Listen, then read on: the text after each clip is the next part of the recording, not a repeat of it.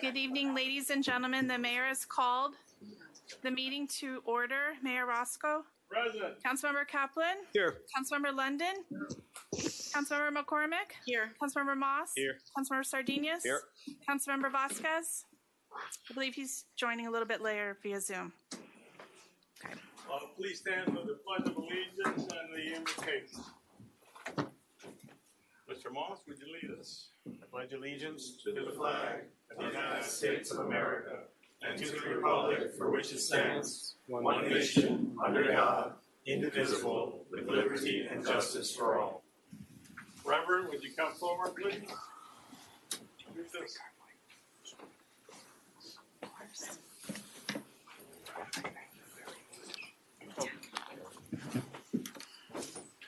Let us pray. We have been asked to serve, Lord, and we have agreed. We are doing your work, Lord, and your love for us and for our citizens is above all personal. Help us welcome conflict as a sign of the diversity in this board, as an opportunity to reach for creative solutions. Help us recognize this diversity as a sign of your capacity to love us all, and help us to cherish it as a great strength. Help us to actively listen with an open and inquiring mind, free from prejudice. Help us to approach issues with a spirit dependent on yours, for the strength to make hard decisions. Help us learn to use our gift to promote thoughtful discussion of the important concerns in our community. Help us to develop our skills as peacemakers, to know how and when to mediate, to conciliate, to negotiate. Help us to enjoy doing your work and to remember your promise that you are always with us. Amen. Amen. Thank you. The next item, Mr. Mayor, is brief comments by council. Yes, I've got three things I want to point out. Number one, I'm being told by people in the know in the village that there is a shortage of blood. Okay, so Saturday, October 19th, this coming Saturday, between 8 a.m. and 1:30 p.m., the Donate Blood bus will be at the parking lot of the Crossbridge Church. A lot of you know Nancy Gamwell, and she's asked me to help with this because she's undergoing some issues, and blood is an important component of that. So if you would please pass them along and get your neighbors to go, and you guys go to see if you can donate blood. Next. Mr. Mayor, could you put that date out again, please? Yes, 8 a.m. to 1:30 p.m. on this Saturday, October 19th. And we'll have, thank you, ma'am. And we'll have the clerk. Here we go. There you go. Put it up there so everybody can see it from there. Okay, next, we want to commiserate with the folks out west, and I know there's other people, Asheville, North Carolina, and all, but in particular, probably a lot of you have vacation in Siesta Key, and that hurricane came right through. So I don't know, Mr. Manager, have you been in touch with any of our local governments, our colleagues on the West Coast? But certainly we can very much feel in unison with them through what they're going through. I heard the governor say something that it'll maybe take a year to get rid of the different trash piles that we have all over the state. So we dodged a good one, and if there's some way that we can help our brothers over there, maybe reach out and see. We certainly will. And finally, a longtime resident, Conchita Suarez, who was very involved with the village and was used to come very often here to our meetings some 20, 30 years ago, passed away. a stalwart person, a firm person at the Key Colony, and most of us have run into her at some point in time in our careers here. So, pass that on. Okay. Anybody else, Scott? Yes.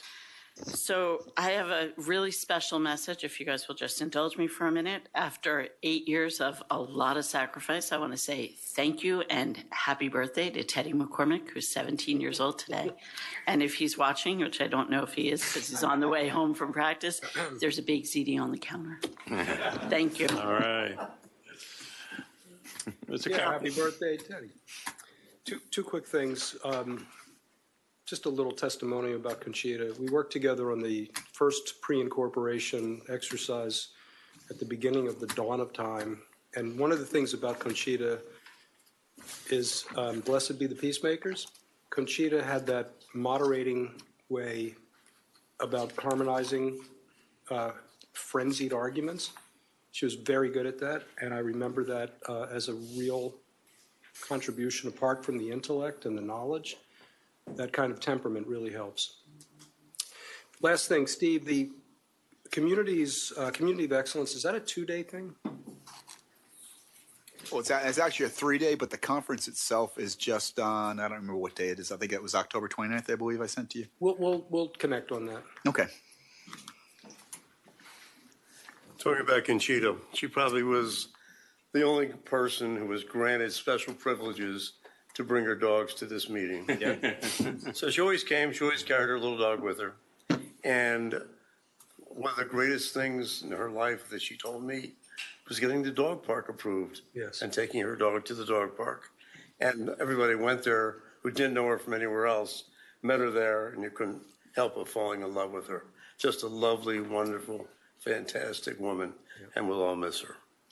And then finally, I think I'll miss the lady sitting next to me. I don't miss Frank, but I'll miss Brett also. I have to make all three of them. This is their last meeting, and they've served tirelessly. Obviously, we don't agree on many things. On some things we do, the important things, but we always. Good evening, ladies and gentlemen. The mayor has called the meeting to order. Mayor Roscoe? Present. Councilmember Kaplan? Here. Councilmember London? Here. Vice Mayor McCormick? Here. Councilmember Moss? Councilmember Sardinius? Here. Councilmember Vasquez? Present. Mr. Mayor, we do have a quorum. All please rise for the Pledge of Allegiance. Mr. Vasquez, you want to lead us? I pledge allegiance to the flag of the United States of America and to the republic for which it stands, one nation, under God, indivisible, with liberty and justice for all. We're waiting for Mr. Moss, but we'll get started. Very important. If you're not here for the Silver Sands 301 Ocean Drive, please exit quickly now. But that's everything and anything that's on the agenda today. So we're dedicating it completely to this. There'll be an ordinance and some variances. You'll be able to talk on those also. So with that, why don't you read the ordinance? Yes, in lieu of public comments, there are public hearings for the rest of the evening. An ordinance on second reading of the Village of Key Biscayne, Florida, amending Chapter 30 Zoning and Land Development Regulations of the Village Code of Ordinances by amending Section 30-73 Site Plan Review Procedures to permit conversion of hotel units to residential units, providing for severability, providing for codification, providing for conflicts, and providing for an effective date. So moved. Second. Been moved and seconded. So we will have a public hearing on this item tonight. It's before you. The staff will stand up and give a presentation. If this item does not pass for whatever reason, we won't move to number 5 on the agenda.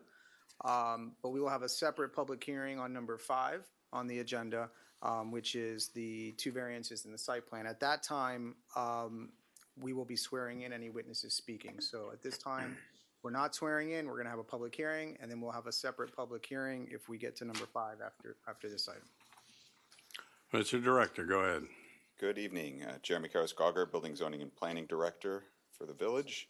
And so the matter before you right now is the ordinance that was proposed by the site plan applicant as well, regarding the change in section 30-73, our site plan review procedures, to allow residential density to replace existing hotel unit density when it will not exceed that which was previously located on the approved site. So basically, the ability to replace hotel units with residential units, in this case a condominium, and it's within strictly the site plan review procedures of the ordinance, because the hotel residential district in the code still allows for residential units, which is what that property is zoned for. So this applies only to the HR district, and it only allows like-for-like replacement. Up to like-for-like, I should say. Any questions? No. Okay. We now open the public hearing on this ordinance item.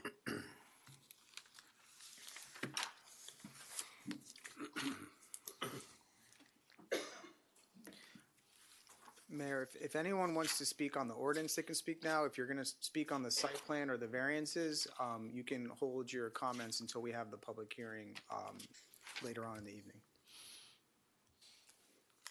Okay. Seeing no one come forward, Is this a text amendment, Chad? Yes. Not.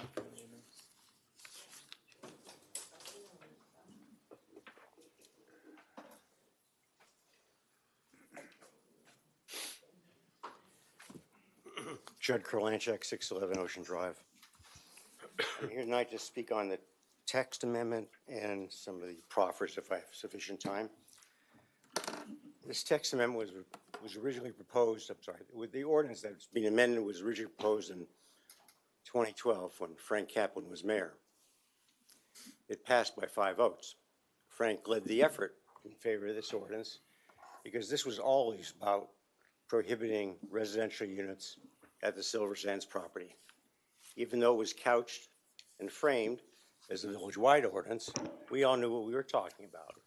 This was to stop residential development at the Silver Sands because we just went through a very difficult process dealing with Oceana. The only other property at the time that had less than the number of units allowed by the code was the Villa Harbor, the building I had resided in, and I had to give testimony regarding that. What we have now, and has been in existence since 10 years now, 14 years, it's a property that is being operated as a hotel. And for the past 20 years, they've been trying to sell this property. Some say at an exorbitant price. Some say that's why it was never developed as a hotel. That may very well be true, but nevertheless, this property today is being sold for somewhere between $200 to $250 million, when the cost basis is next to zero. Now, that has nothing to do with zoning. I'm just providing you with that information. Because this property is being sold at such an exorbitant price, there are no buyers for this property. There have never been buyers for this property. There are people who have come to me as director, and they've come to Jeremy from time to time, and they've come to each and every one of you. But at this price, there is not going to be a hotel there.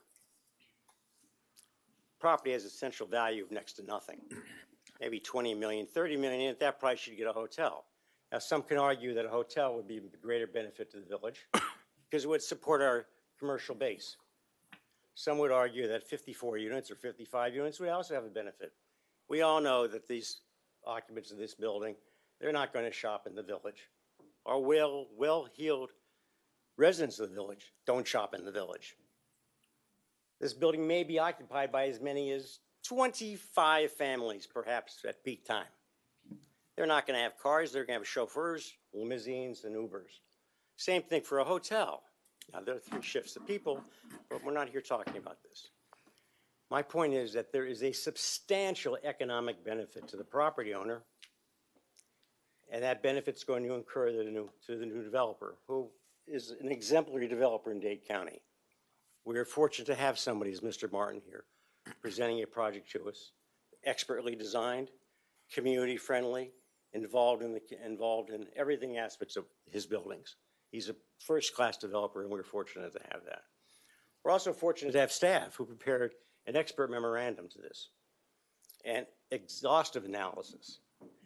But I'm saying to you that even though there's $13.5 million or so coming to the village in various forms, and I'm not going to quibble about how it gets there, notwithstanding the village manager kicked in $400,000 for a dog park, and the Sarah Morris Fountains, which has absolutely zero rational nexus to this project, the manager took advantage of a chunk of money. He's trying to get a project done. I compliment him on that. There's no problem with that. That's fine.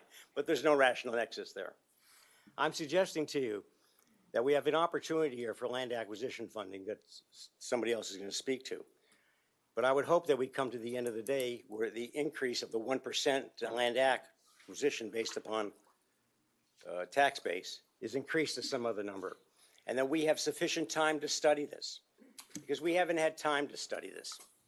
Now, there were 653 pages filed late Friday night. I know it was late because I went to bed after 11 o'clock. Now, if you've ever wondered what 653 pages look like, this is what it looks like. Okay? This is what 653 pages looks like. That was filed last Friday night. We don't do things like that in the village. We incorporated because Dade County did those kinds of things, filing things late at night. And yes, there were been a public hearing before in the past, and it was continued for a reason. And maybe some of you know about this project, but I can almost guarantee you that not all of you have read 653 pages. I couldn't read 653 pages. I couldn't get past Gone with the Wind in 3 days. That's a little less than 650 pages, or Moby Dick was around 600. So I'm asking you to continue this. This property's been up for sale for 20 years. This developer has been trying to work a deal. And I understand why this was published so late. There was no malice intended here. There was nothing in the administration trying to do something. There was nothing on the developer trying to do something. It just happened because they were negotiating the deal. And it took that long. And that's fine. I've got no problem with that. I used to be part of those kinds of deals. Not 11 o'clock on a Friday night, but I understand what happened. I mean, we even have a letter from Mr. Martin. It was signed Mr. Martin, not president of some corporation, not letterhead. Mr. Shubin wrote that letter. That's fine. It's an expertly well-written letter, by the way, as is the staff report. Expertly well-written letter. But we don't have to do this tonight. Please, we don't have to do this tonight. We can wait 2 more weeks. Let us get into the tax implications, the land acquisition, the deal for $13.5 million. And it's a generous offer considering what happened with Oceana. And I thank the developer for coming up with that. It's most generous. I would have liked to have seen 2 lots in Holiday Colony come to us as a neighborhood park. There's no neighborhood park in Holiday Colony. Those folks have to cross the street to get to a park. Mr. Galanchik, can you wrap up? Thank you, Joe. I appreciate the additional time. So again, I'm hoping that you give us some more time to study this. I think it's an acceptable request because nobody's read this. And I think that this is a positive thing, although one could argue for something else. It's a positive development. It's well designed. It's going to be contributory to the village. The economic impact is significant. And it's time something happened at that property. But please, let's continue this. Let's have a chance to review this and understand what we're reading before we rush into something like this. Thank you very much. Thank you.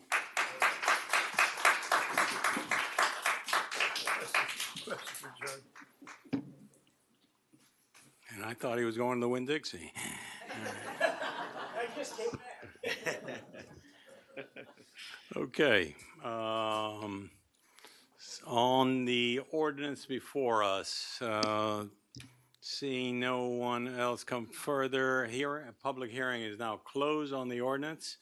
Mr. Attorney, walk us through it. I believe there was a motion and a second, so it's properly before you. You had the hearing, so it's in your court Okay. at this time. Any questions to staff? Why tonight? Let's focus on that. It's a question. Why not tonight? That's I do think it's worth noting that 420 of those pages are repeats because each variance needed the full drawing package. So while it does make for a very impressive stack of paper, most of those pages are repeats, and we had to include all of the drawings in the backup for each of the variances and or each of the resolutions, including the site plan and the variances. So it's still a lot of material. About 40 pages of it is novel. The rest of it had been previously presented in June or in August by the applicant and his backup material for the first reading of the ordinance. So I would say that this has gotten a fairly thorough review in the public forum previous to tonight. There's been 2 previous opportunities for public comment during the workshop in June, during the first reading of the ordinance in August. So, you know, is it ripe? I would argue yes, that they've been through a pretty rigorous public process for this. What's the 40 pages that we don't know about?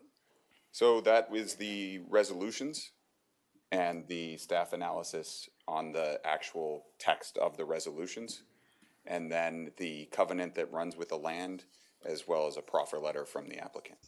Just for the record, that's really for the subsequent application items we may hear. That wasn't relevant to the ordinance before you on this right now. Thank you. Scrolling through some of that material, it seemed to me that some of it is more pertinent to permitting down the road, but I'm not certain about that. Is that? It's probably a fair statement because we had a request from council, honestly, during the workshop for some more detailed than typical drawings. Like we wouldn't normally get the extensive civil engineering drawings that we had regarding drainage, but there was a lot of inquiries about drainage, so they went pretty far down process for that. Mm-hmm. But that none of those things would affect what we're voting on right now, would they? Certainly not the ordinance. I won't talk about the Yeah, ordinance. yeah, this is more talking about we're just regarding the question of like, is there understand. sufficient time for review? That's why I wanted to make the point, because some of the material, as you just said, isn't germane for tonight's purpose. It's later. Thank you. So this ordinance that we're about to vote on, we're not changing it. We're changing this because of this project specifically, correct? We're making this change. Shouldn't we table this and go through all the presentations and then do this vote? Or can we do that? Or do we have to make this vote before we hear the presentation of the project and the variances? I mean, if you want to table it and then go through the whole hearing on the site plan and then come all the way back around, table those and then come back, kind of like our budget process, you can do that. What's important is that the ordinance needs to be voted on up or down first. Just before the other ones are. Okay. Before the variances. I think Judd made a very good point. Property's been for sale forever and has no value or limited value for a hotel. So therefore, whether it's this developer or some other developer, it's going to wind up being extremely luxury residence, high-end. Maybe. There is another factor that has changed since this was last voted on, and that is live local. What? So, for live local. So for us, making this change now, whether it's for this project or another, makes it possible for someone to come in and do this kind of a project. Otherwise, anyone could just come in. I mean, they can come in anyway and change the use and just use live local and build something much, much bigger. So yes, this is for tonight, but also it is because we're in very different circumstances with live local. My question is, do we vote on that now and then listen to the presentation, or do we table this, listen to the presentation, come back to this, and vote on it after we hear the presentation? It sounds like some of you are okay with, let's just change this, whether this project moves forward or not, and others may want to hear what the project is first before they are okay with making the change of the zoning ordinance. I shared what I did because I think it's an important fact, but I'm perfectly fine with tabling this and making everyone feel comfortable with what we're voting on. That wasn't me saying that I don't want to do that. All right. Can I make a motion while there's a motion on the table, or no? Yeah. Okay, I'll move to table it. Let's go through this and we'll bring this back as the first vote when we're ready to vote. And That's my second. motion. Yeah, I'll second it. All those in favor? Aye. Opposed? Aye. Is that opposed? Yes. All right, thank you. Uh, Motion carries. May I make just a historical observation about the 2012 ordinance that occurs to me? Because it responds to a part of Judd's theme. The first thing is, after Oceana, there was a play on the property. It was planned to be an Aman hotel development with a residential component. And we thought it was an intriguing idea, those of us who were serving on council at that time, and wanted to give it enough air to see whether it could actually come to fruition. And it didn't, but I don't think it didn't because of price. I think it didn't because of the seller was ambivalent and couldn't come to a decision at the time to sell the property. That's what I think happened. My recollection was economics didn't make sense. The reason the economics Based on penciled the out, asking price. the reason the economics penciled out for this proposal was because it included a residential component. And we came as a result to recognize after that project was not going to be coming forward, that it was unlikely and maybe bordering on impossible to expect that a hotel project would come without a residential project. And considering the experience that we just had with Oceana and the ability to negotiate and influence what was going to happen with respect to that project, despite the fact that the developer had vested rights, part of the driver on that 2012 ordinance was to create leverage by having a need to come back to council if anything was going to come forward that involved residential and do exactly what we're being asked to do tonight. Perspective. Okay, with that perspective, let's go to 5A, B, C to be done together. Go ahead, Madam Clerk. A resolution of the Village Council of the Village of Key Biscayne, Florida, approving a variance request to measure building height from base flood elevation plus 4 feet for the property located at 301 Ocean Drive, where building height would otherwise be measured from base flood elevation plus 1 foot, providing for findings, providing for conditions, providing for recording, and providing for an effective date. Move. Second. Okay, we're going to do all three at the same time. Okay. A resolution of the Village Council of the Village of Key Biscayne, Florida, approving a variance request from the north and south side setback requirements for the property located at 301 Ocean Drive, providing for findings, providing for conditions, providing for severability, providing for recording, and providing for an effective date. Also move. Also second. Okay, thank you. A resolution of the Village Council of the Village of Key Biscayne, Florida, approving a site plan consisting of a 56-unit residential development with accessory facilities for property located at 301 Ocean Drive, as further legally described in Exhibit A, providing for findings, providing for acceptance of a voluntary covenant, providing for recording, and providing for an effective date. Move. Second. Second, okay. You need to swear in? Yeah, so if anyone is going to speak tonight on these 3 items, 5A, B, and C, which are the 2 variances in site plan, please stand now and the clerk will swear you in. Yeah, I just encourage, even if you think you might want to speak or you might speak, go ahead and get sworn in. Okay. Thank you.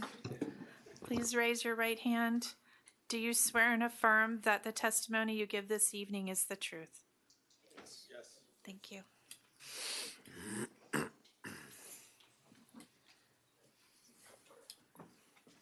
All right, so, good evening. We'll start with the first variance request for essentially how we define base flood elevation and count the 150-foot height limit. So this request is to essentially raise the base flood elevation. What our code requires is base flood plus 1. That is to say the FEMA required minimum floor level our code says you have to be 1 foot above that. They're requesting that to go up additional 3 feet. So this is actually fairly consistent with things we have been discussing as improvements we think we need to make to the code. In fact, HUD is essentially requiring BFE +2 for any projects they're involved with. And so this is part of a trend. The code, we did make some modifications for the single family district to sort of encourage and make allowance for an increase in wall height. We just handled a variance on that, so I trust everyone's up to speed on that. But for general public benefit, like, we did revise the code to allow wall height to go up. For single-family homes, we haven't done anything similar for commercial properties or multifamily properties. We're probably past due for that. So I do think this is something that's supportable. I think it's a good practice. I think it's industry standard. And it has become more common for codes to accommodate going above base flood elevation without penalizing the overall building height certainly in other zoning ordinances and other codes throughout South Florida, as we're all dealing with the same issue of sea level rise. I think City of Miami allows up to +5 feet of what's called freeboard, which is when, thinking same way in a boat, the distance between your gunnel and the water level, that's your safety zone for water coming in. It's the same idea. You want to have freeboard so your floor is that much further above where you would expect water to come in, since FEMA misses sometimes on those predictions. So I think this is a reasonable request. Overall, it's like less than a 2% change. Certainly from the public impact side, looking at it from the street, you will not notice the overall building change from overall height. It will affect you in terms of there's a little bit more ramping to get up to the lobby, but they've handled that within the site plan. Okay, go ahead, do the second one also. Right, so the next variance request is regarding the setback, and in particular, our code has a requirement for a 63-degree angle setback, so sort of creating a bit of a pyramid building from roughly the 5th floor up. In this case, they're asking for a reduction from 63 degrees to 79 degrees. It's considerably less of an angle, and they're handling that in 2 different ways on each side of the building. On the north side, sort of in deference to the similar architecture at Key Colony, they are stepping down, and they have one portion of the massing of the building at a lower level. On the Oceana side, they're stepped back a little bit, but it's more of a vertical facade, which matches the Oceana facade. Look, this is a pretty considerable request in terms of the impact, in terms of how it affects the elevation. I think what our code would the result of following a more code compliant building, you would end up with a more squat building. I honestly think the points most favorable to this is the project and how it has been presented thus far. Even critics of the project previously were always fairly complimentary of the architecture and design and the overall quality of the architecture and design. I think that speaks to something that you have a good counterpoint at Oceana. Oceana is designed to be a fairly imposing building. So even though it's roughly the same height, it is with the very clean lines and hard edges, it's meant to feel like sort of a building larger than its 150 feet inhabited floors. Whereas this building, I think, is taking quite an opposite approach, and is presenting itself, and even in terms of the less formal landscape, the presence of exceptionally large trees, that this is really sort of designed to be a less imposing structure than the overall massing, even though they're roughly the same height. So it's a different architectural approach. I think it's really notable that there has been pretty wide praise even from people who were skeptical of the project.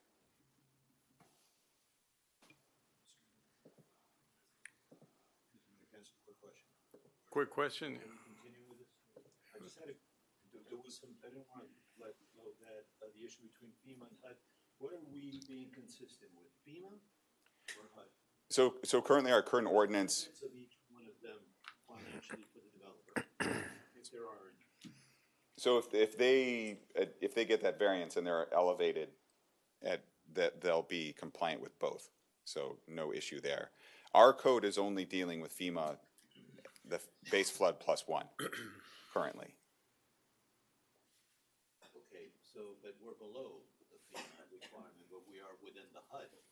We're below the HUD requirement, but within FEMA still. And I'm afraid I don't have any information if FEMA is planning on changing anything, but, or at least the state would be planning on changing anything to comply with that, but I think it would still be handled locally so far. And I guess the question is, because I don't know, does this present a financial benefit to the developer to comply with these? There is an insurance benefit, I know, for building above +2 or even +3. You know, there's a reduced insurance. I don't know if the developer sees the benefit of that. Certainly the condo association would. We're talking about the FEMA flood insurance? I'm trying to, I guess what I'm trying to understand, first I wanted to understand where they were at in relationship between FEMA and HUD, both. And if there is any type of, I guess, cost mitigation to the developer by meeting one of those requirements. I'm trying to get into the context of why we're getting to those elevations and where we're getting. Are we getting to FEMA or are we getting to HUD? And if each one of this, which one presents the best benefit for the developer if they're going with that line? Yeah. They're going higher than either is required. So they want to go higher for Trying to get their the own motive reasons. why we're doing it. Yeah. Because, I mean, at the end of the day, we are encroaching. I mean, I know that you got a great engineer there, we got great architects, and no, I mean, it's not their fault. We're in a very floodplain, intense floodplain area.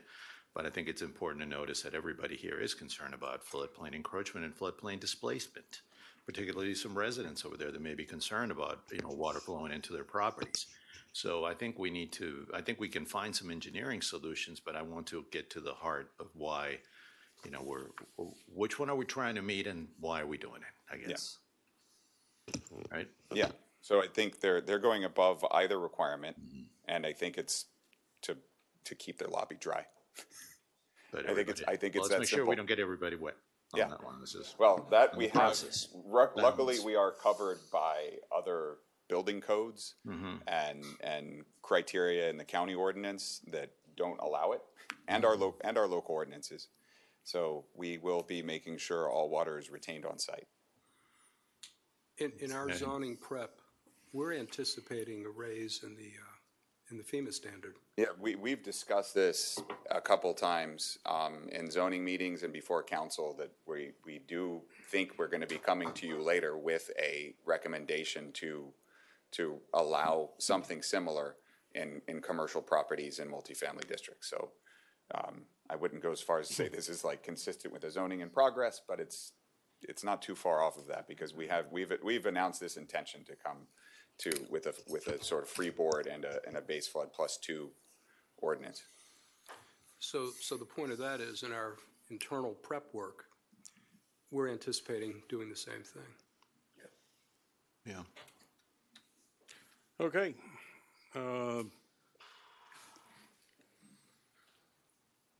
We have the applicant present the site plan piece now. I have my site plan analysis as well, although that tends to be much more technical compared to the variance, which is a little more qualitative. So we could jump to the, I think we could jump to the applicant. Let me go through my. For the record, the staff report is entered into the record. So, Jeremy, it's not an obligation for him to present. You can have the applicant present now if you want. Yeah, I think it'd be appropriate to do that now. So. Okay, thank you.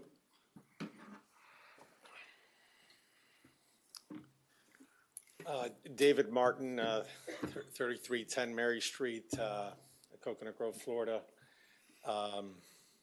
I just want to thank all of you.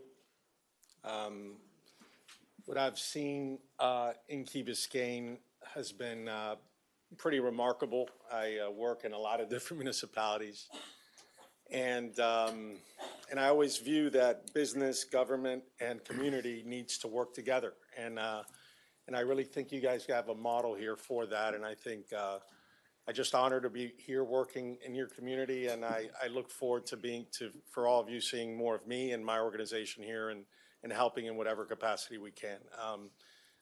We're sitting here with a team that's really worked very hard to really listen, which is something that I think I'm happy that we went through this rigorous process to really listen and understand and really get to know and meet new neighbors and new families that at the end of the day, our goal is to like enhance people's lives and improves people's lives, right? And when you're doing development and construction, you impact people's lives. And so trying to do that in the most responsible manner and being able to adapt our plan, being able to mitigate is really our goal and challenge here. And so I'll just start the presentation. Kind of, a lot of this is repeat. I'll try to be efficient with all your time, and I'm sure there's some pointed questions we need to address. But just wanted to highlight, I think I drove here and Golden Hog had a sign that said "Life is amazing," and I really feel that that's what you guys want to maintain, preserve, enhance, invest in, and I'm just excited to be part of it. So here we are. Here's the site. We have our friends at Key Colony and Tidemark and the townhomes adjacent as well, and we have our Holiday Isle, and really that whole colony of houses there, and we have and we have Oceania, right? That's also there as well. And so there's some immediate neighbors that this project impacts, and then there's also the extended Key Biscayne community, and so we've been trying to really listen and kind of get through that. This is a quick site plan review criteria. We're just putting it on the record, but things like open space, our lot coverage is very low. Probably half of what's allowed. I think that's important because we are providing more green space than typical, that required. Quick note on the flooding. I think the number is 150 to 175%. One of the big moves on drainage and flooding is we need the public domain to be invested in, but we also need private properties to be invested in, and we need to start figuring out how private properties can start storing water. And managing that water and really integrating the public and private systems. So I think this is important. A correct number of parking and circulation to mitigate impacts. Addressing all the level of service and density standards, and really, making sure community services and utilities, all the responsibilities for infrastructure. Right? There's a big infrastructure component to any development. And we really felt we met that. There's a whole design presentation that Jackie's going to do a much better job than I am. I just want to highlight a few things real quick. There is a maintenance easement and public access that is incorporated in this project. I think that is important. We are sensitive to the impacts of this easement, and we want to work together with the community and the city and village to really come up with the proper operational standards and et cetera. And so that's something that's, I think a big important component for the rest of the Key Biscayne, but also, we have a lot of planning to do in order to make sure that we can make that easement mitigate the utilization of the easement as much as possible without keeping the vision and goals of Key Biscayne that need to be maintained. Drainage improvements also, right turn lane on Sonesta Drive. And so we provided a proffer letter. I hope you have it in the record that really details certain amounts of money that, for instance, from a density standpoint, we are building less density than will be allowed, assuming that the ordinance does pass, because we're limiting ourselves to 56 units. I think we have some more units, maybe 6 or 7 more units we could have built that we're not building. We do think that the change from hotel to residential does have a significant traffic reduction, and also, just PM and AM trips. And also we have Kimley Horn here that can just talk about that quickly. And then we have a lot of amazing resiliency strategies, how to design a building of the future. How does a village like Key Biscayne have a building that can benefit its neighbors? We are draining more into our property than what we're required.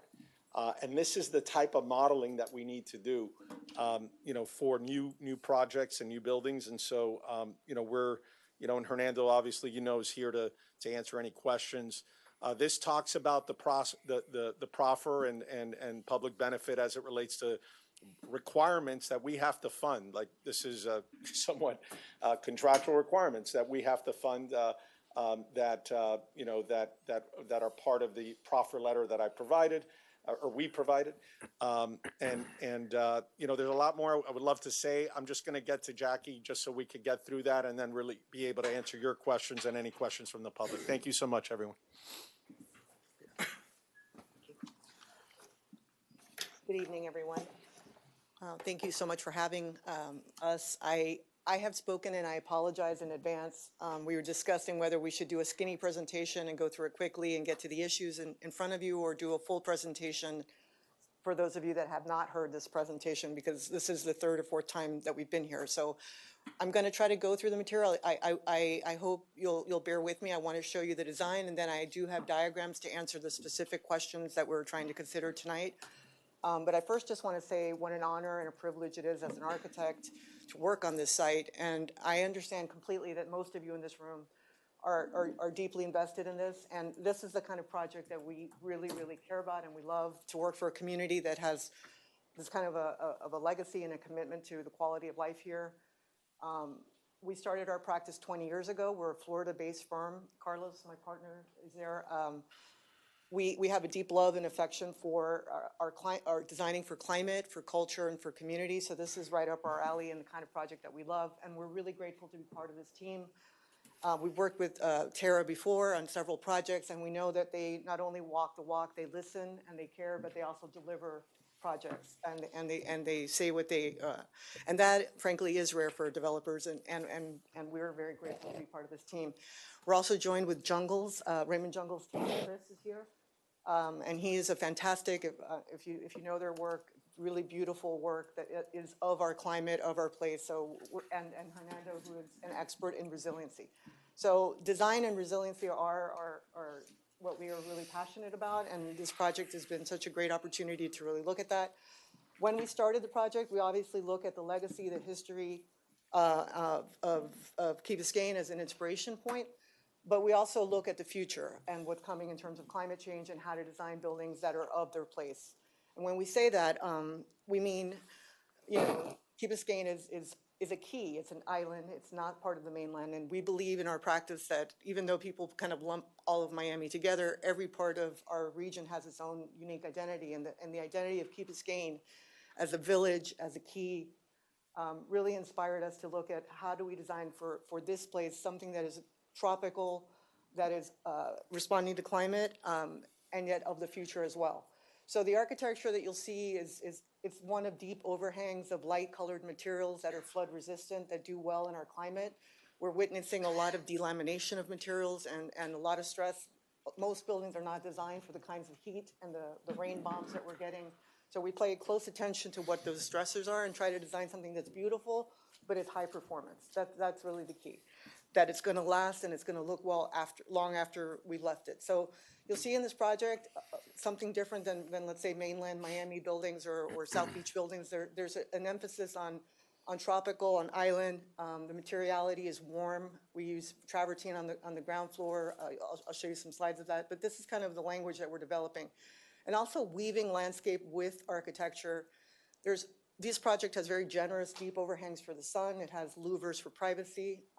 And where we have buildings that are in the landscape that are east of the CCL line, we really looked at like vernacular architecture. We looked at Stiltsville as one of the inspirations for the project. We also looked at the tradition of lodges and yacht clubs and that sort of Florida vernacular deep overhangs. Because if we're going to be looking down at it, or if it's going to be in the sightline of our neighbors, we wanted it to feel tropical and to feel of its place.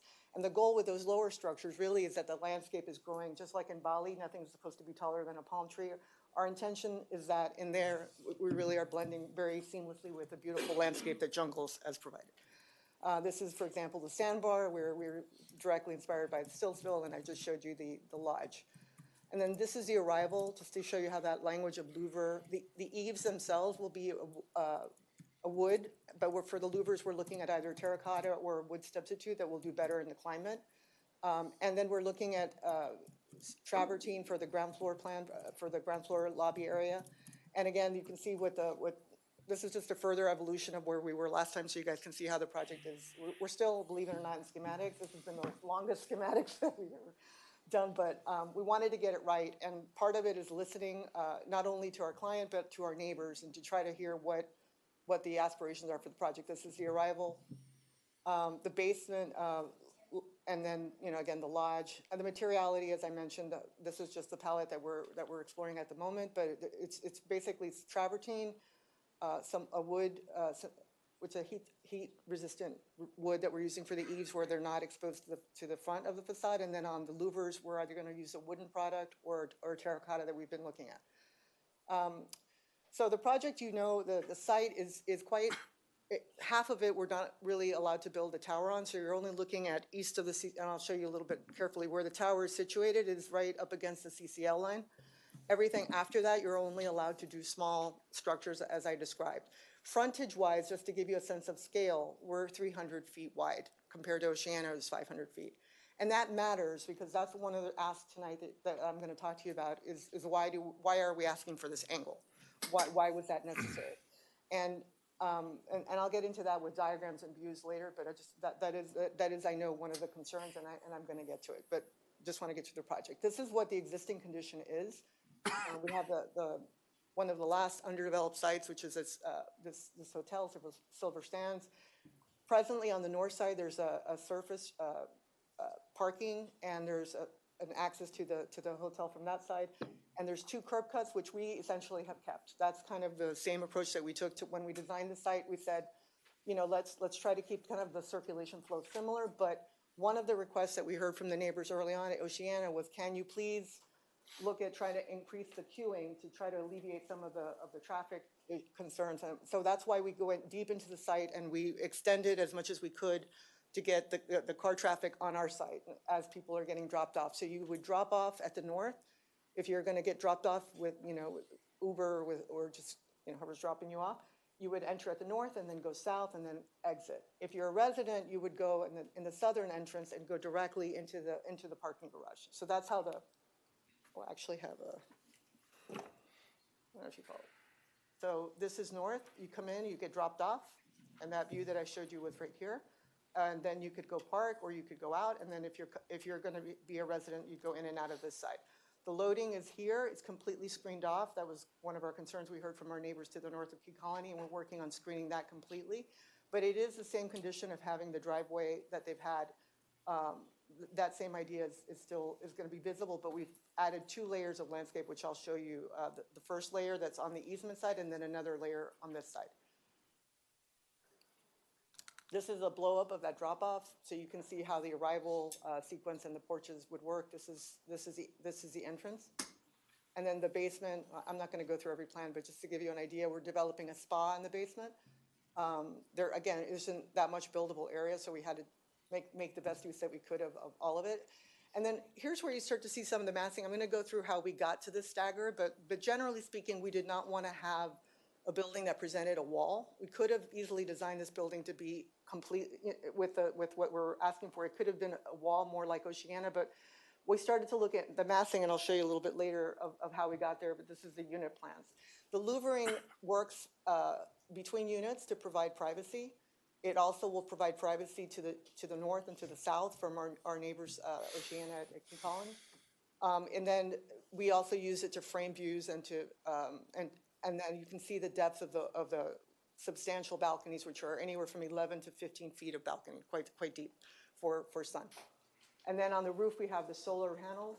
We have rooftop pools these are the penthouses, and then we stagger down and drop the volume and have another series of roof terraces with green roofs.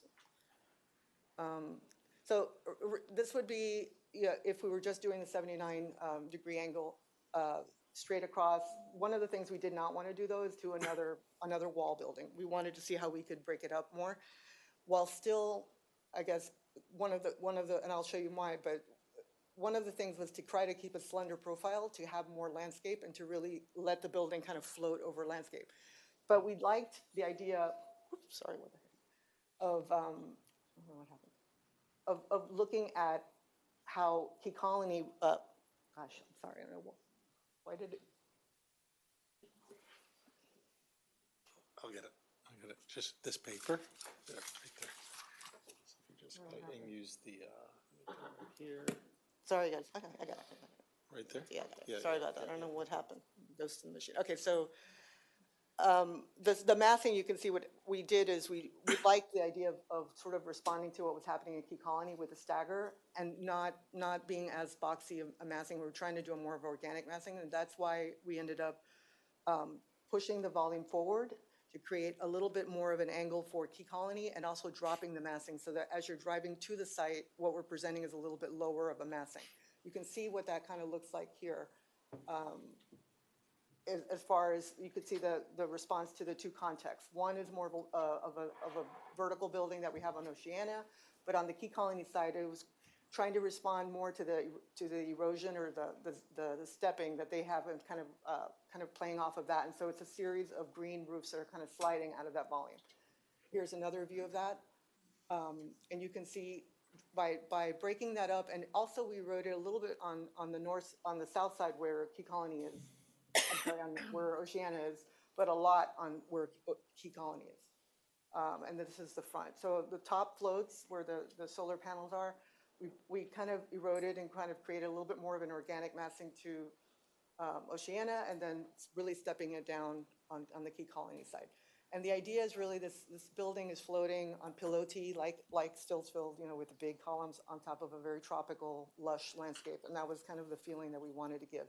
Very different than the more formal gardens of Oceana, more tropical, more of what Jungles does so beautifully. And then having the green of the landscape kind of starting to step up and become part of the rooftop terraces of that northern volume.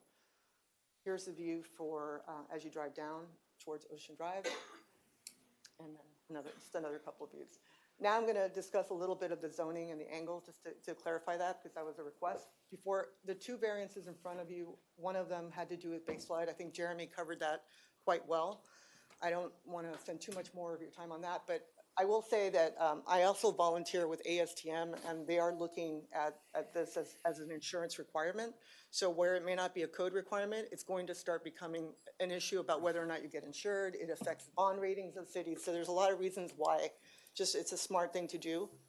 And so it's the future. When we're talking about doing a resilient building, if you're going to have capacity to hold your water, you build higher so that you can hold more water on your site. And that is one of the things that we asked the civil engineer. First thing is, how do we really deliver a resilient building? He said the very first thing you got to do is you got to go higher with your floor to floor so you have capacity. And so that is really one of the main reasons we did it. And Hernando can speak to you more about that in more detail. The second request was the building setback. And here you see just what the first angle was. That's a code is, let's see if I can do it. So code is 63, and what we're asking for is 79. Why? You can kind of see it here. What happens, you end up with a ziggurat or like a pyramid building. Really, the main reason is for us as the designers is that we just don't think that would yield a very pleasing shape or nice building. The second reason, though, is we also believe, you can see what happens when we do the angle. It's about 29,000, 30,000 square feet that we would have to then put on a different part of the site. So instead of doing a thin building, a slender building, what we end up having to do is having to reallocate to make up for the square foot that we lost from that angle into an L-shaped building. And that results into a shape like that, which is not only inefficient and ungainly and hard, just not a great design. It also, you can see on the, if I go back, our design has 105 feet facing Key Colony. If we were to have to reallocate that square footage, we also end up with 200 feet as an L-shaped building. We have to add this leg to it, which is awkward from a design standpoint, but also we think if we're looking at it just also from, and and we can all disagree or agree, but this is our design take on that was that it's not only ungainly, but it actually is worse in terms of having a fatter footprint. It's about 15% more square footage if we did that on the ground. So building lot coverage, it would be 15% bigger, and it would result in a building that would look like that, kind of like that if we were trying to take the square foot that we lose when we cut the angle and kind of add that leg to it. Not great for us design-wise. We prefer to do a building that's still that's more vertical, smaller footprint. We still thought it was important to sculpt it, to erode it, to make it a little bit more organic than just a wall. But we certainly don't think the leg coming out and having that view, and we have views to show you what that does, because I could say it, but I also want to show you why. So that's what that would be. You can see it would be at about 8 stories of a leg. Yeah, and the cone of one of the things I wanted to show you is you see here. So these are the townhouses, and this is our building. When you build this leg, you actually are blocking 1, 2, 3, 4, 5 of those, as opposed to what we did, which is 23 degrees. So you see what we did by allowing us to go with a tighter setback, more vertical, we're able to make a thinner building. And that, I think, is, for us, it was a better building, but also less wide of a frontage facing our lower scaled neighbors. So from a design standpoint, we really believe it's a better solution.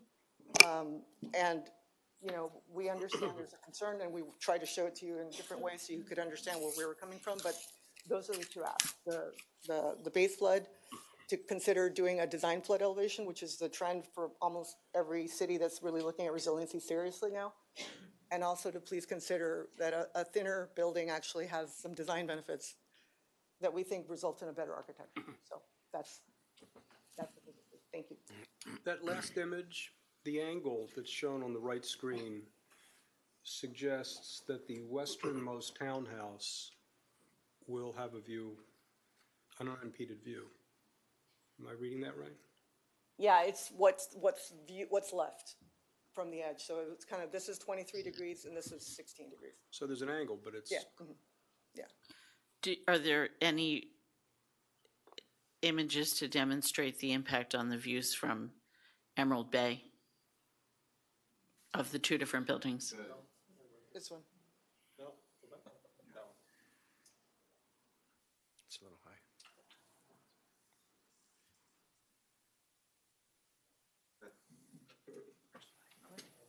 That's probably floating up a bit. Yeah, Emerald floating. Yeah, That's not, Emerald Bay is not that's the what you- Empire State Building. But that's still, that's on the footprint of Emerald Bay.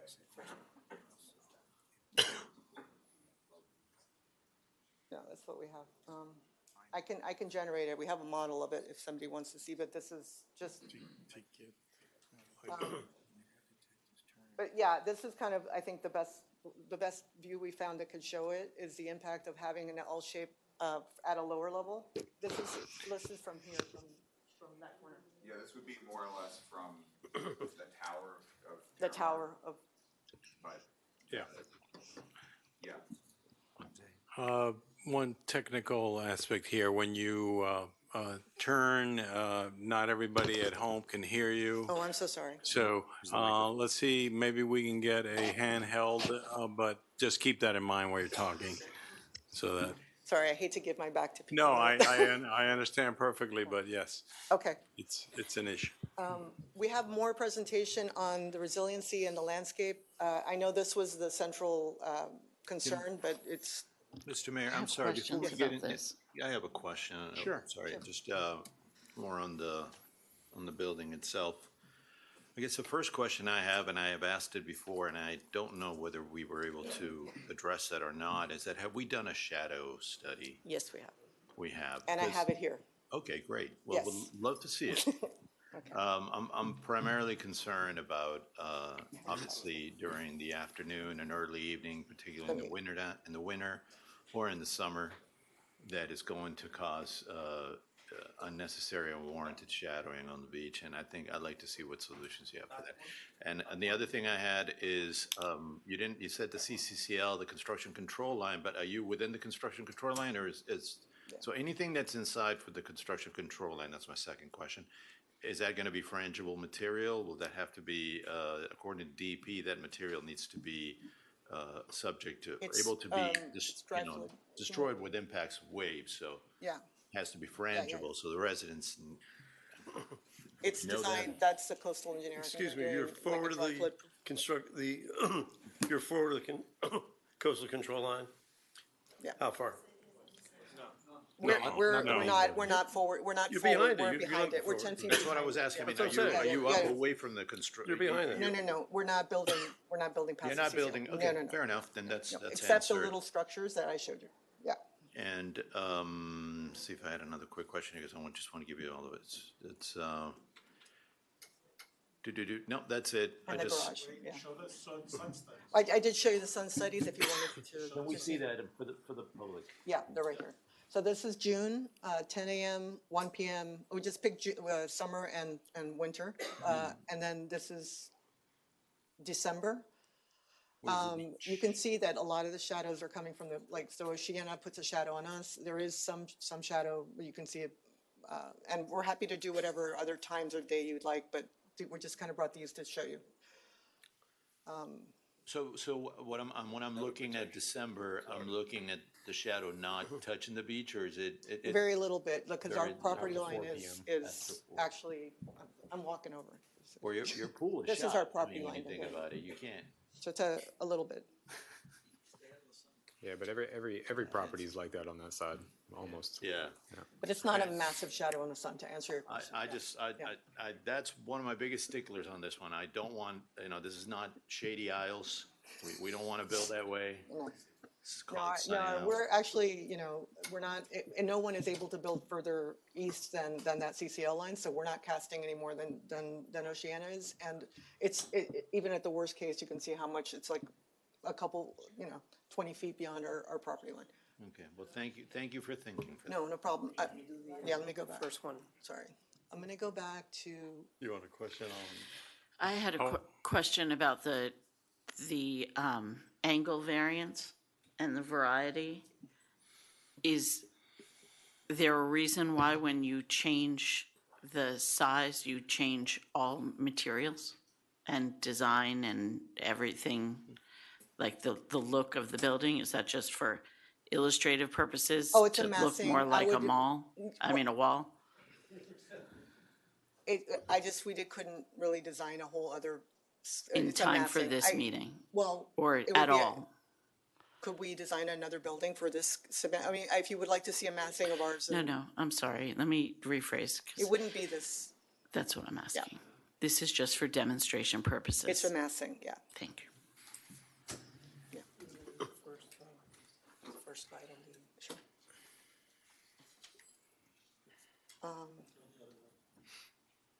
Yeah. So as far as resiliency strategies, I'm going to speak a little bit about the building ones, and then we have Hernando here to talk about the site and the civil, which is the heavy lifting of dealing with water. As I mentioned, we have solar on the roofs to handle some of the emergency lighting. We have green roofs to handle and slow down some of the balcony runoffs, which are really good for that in terms of just trying to capture and slow down some of the runoff from the roofs. The extra deep sun overhangs help with energy, obviously, in heat gain and are important for our climate. And we have extra deep balconies of 11 to 15 feet. Next to the buildings, we have rain gardens and bioswales. We have quite a bit of that. And the idea of those is to really, again, hold water and slowly release it. And the more we do that, if we have these bursts of rain that we're seeing, which are abnormal, and they really help with that, and they're designed for that. That's the green and blue infrastructure. In addition to that, the building itself being light colored and having massive amount of landscape and trees is probably the best thing you could do, is that to reduce the solar heat gain of the whole property. And, you know, we're big believers in that. And I know Jungles is going to do a spectacular job with that. And then the items below, the injection wells and the retaining walls and how we hold our water, that I'm gonna turn over to Hernando, who's gonna do a much better job than I can on speaking to that. And the biodiversity and the pollinators and all of the landscape features, Jungles can speak to. But I will let them take it. Good evening. My name is Hernando Navas with the firm of Schwebke Shishkin. I'm the civil engineer located at 3240 Corporate Way, Miramar, Florida. Thank you very much for having us. I'm going to speak about drainage. It's a very important thing, very important component of coastal areas. One of the things that we're going to be doing is we're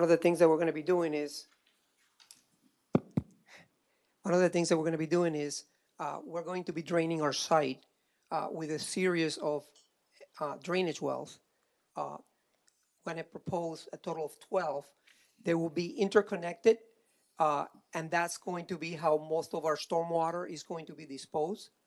In addition to that, just to finish with this diagram, is we're also proposing a 25,000 gallon cistern that is going to be able to collect water from the roof, and that way we can store it so that we can use it for irrigation when it's obviously not raining or when we have capacity.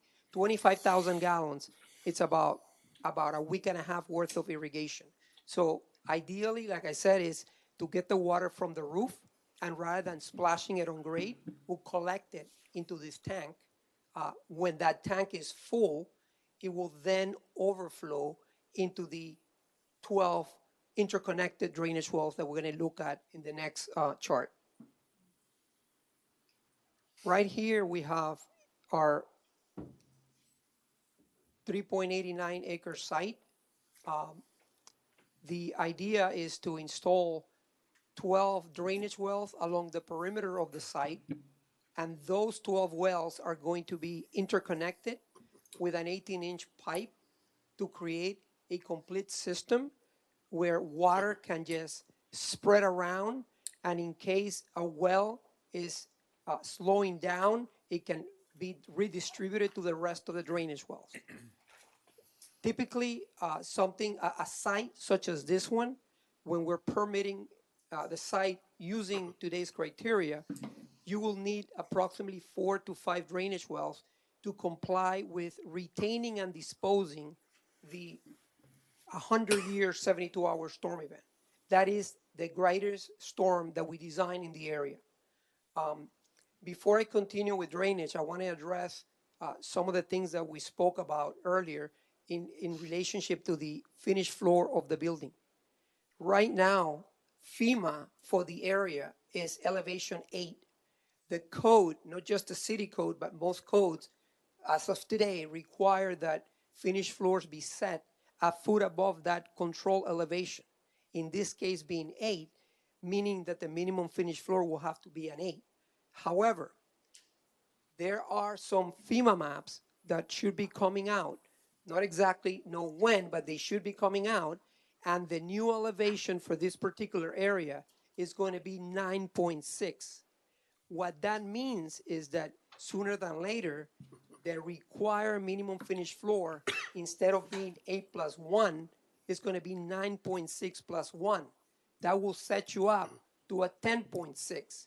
So now, when you compare that 10.6 to the proposed elevation of a 12, we're talking of less than a foot and a half. So again, it seems like a lot, but we're looking into the future.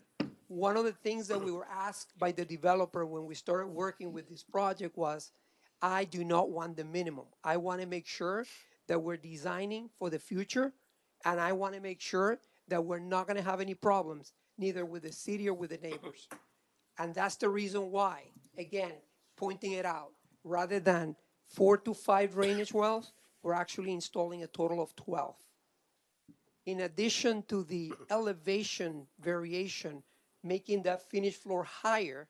What that allows also is the drainage system to work way more efficient. What elevation does to a drainage system, it allows that system to be able to push water into the soil with better capacity. One thing that we're doing by doing that is we're actually gaining elevation. And that, what that does for us is it allows us to make it work without the use of pumps. We're trying to avoid the usage of pumps because obviously pumps depend on electricity. And even when you have a generator, all you need is a lightning for it to be shut down. So one of the things for the 12 wells is all interconnected at a higher elevation to gain that ability to push the water. And rather than shedding water to the neighbors, which sometimes at a very high storm event it happens, we're actually doing the opposite. We're getting all that water, we're allowing that water to go into a drainage system with a perimeter system that allows all that to be collected no matter where on the site you're inputting the water, and then disposing it. Hernando, quick question. So what you're saying is you, in addition to the wells, you're for any bypass sheet flow, right, that's coming in addition to the wells, you're putting in a drainage system on the street that's going to capture any bypass flow so it prevents going into people's properties. There's a Is few that how things I'm that we're doing. understanding it? Yes, there's I a few mean, things. conceptually more Yes. before you get into this. The well can only capture so much sheet flow that's coming in. I mean, the drainage systems that you have will capture and you have adequate capacity in the wells to inject them down, or not inject them, wrong use word, gravitate them down. But any flow that extends beyond that, that bypasses that, will be captured in a system in the street, in the right of way. Is that correct? We are minimizing that. As a matter of fact, the reason for the 12 wells is this is a cross section on the north side of the project, adjacent to Key Colony. And the idea is that the roof drainage is all going to be piped into the cistern and into the drainage well system, which is composed of the 12 wells. That water will come directly from the roof all the way into the boxes so that we avoid water hitting the ground and allowing it to then sheet flow to the drainage system. So we're getting all of the impervious areas. Okay, so you capture Right all your in. impervious area. Correct. We're getting those, and rather than allowing it to splash on grade, which again allows that water to flow away, Right. we're actually putting it right into the boxes, right into the system, composed of the 12 wells that I spoke about, in a circular fashion with piping around it to be able to better dispose the water equally and utilize the 12 wells to their capacity. Okay, but there's one quick question, if I may. There's a passive component to that, which is your elevated site. You're raising it to 9.6 now. So basically, I used the example before of like trying to sink a ball in a bathtub. The water has to go somewhere else. Yes. So I know you're doing a great job at capturing your own impervious area, your roof, et cetera. My concern is, once you put that mass in there, once you put that bunch of dirt and you elevate that, now that water has to find its way somewhere else. It does, and I'm going to tell you how we're actually keeping it on site. Going back to the drainage well system, right? We got this pipe that collects the water and actually disposes it evenly to the 12 wells. But in addition to that, we are actually installing retaining walls on the north and on the south. And the purpose of those retaining walls is to allow us to withhold our water 100% on our site so that we can then funnel it into the drainage wells. So again, going back to what we're putting in, 12 wells interconnected with a pipe, a retaining wall on the north, a retaining wall on the south. There is a small area which is close to the road where we actually need to connect to the existing elevations. Those are the areas that you're referring to. It's a small area that is coming down from the higher elevations to be able to provide capacity to the system, and then it's coming down, right? So in that area, we're going to be putting in, catching or intercepting the water with some trench drains that will be able to get them and capture them as they're coming down and putting it into our system. And as it gets into the lower elevations, what we're putting is a series of bioswales and rain gardens in combination with exfiltration trenches. So we're depressing the area, capturing the water as it's flowing down the ramps, and putting it into our system. And the little water that we can't capture because it's too low, and the reason why we don't want to capture water that is too low into our system is because we do not want that low elevation to allow our own water to then exit the site into the road. So we need to be very cognizant of the fact that we don't want to lose the head that is being gained on the site. So as the water is coming downhill, we're intercepting it. Whatever cannot be intercepted will be then go into bioswales and exfiltration trenches. One thing that you brought up was the road. One of the things that the developer has asked us is, we have met with the city, we have met with the city consultants for the drainage master plan that you guys have, and we are actually working with them to try to improve the actual road so that actually we will have some of the features that are going to be installed during your master planning. We're going to be installing some of those now as a contribution, not only to us, but to the neighbors. So we're doing more than one thing. We're actually capturing our own water, keeping it on site, retaining it with walls, and whatever goes down because we can't capture because it's too low, we're putting it into the soil. And in addition to that, we're improving the roads adjacent to us by adding 48-inch pipes that are going to be utilized for the drainage system that the city has planned as part of the master plan. Are you modifying the vertical profile of the road, i.e. raising it a tad? No, we're not. And the reason for that is, we do not, right now, the study calls that if you have that 48-inch pipe, well, that eventually is going to get to a pump. Yeah. And we do not want to be tampering with the elevations of the road, because when you elevate the roads, that water will have to go somewhere. And unfortunately, we cannot put retaining walls on the road because you won't be able to access your sites. So again, trying to tackle it from different perspectives. One of the things that we did is we created this table right here where we have actually done a comparison between what is required by code and what is being proposed. So in looking at the 5-year storm event, which is the one that we utilize to design for parking lots and for private roads, that particular storm event is a 6-inch volume of rainfall. In our proposed development, our system is going to have a capacity of 33.4 inches. To put that into perspective, in the year 1999 and in the year 2000, we had 2 huge severe storm events that we actually got FEMA to inject money into our economy. One was the no-name storm. It was a storm that formed in the Gulf of Mexico. Nobody knew that it was coming, and it dropped 17 inches of water. The entire county was flooded for days, for weeks. The second one was Hurricane Irene. It didn't quite hit us, but it brought enough water of about 18 inches. Again, 18 inches of water. As you can see, a 100-year storm event for this area is only 14. That was about a 500-year storm event. What we're proposing for this particular development is 33.4.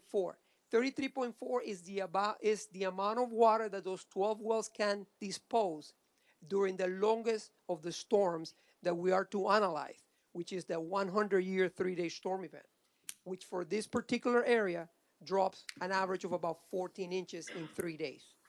So when you compare that, you can see how much we're above code.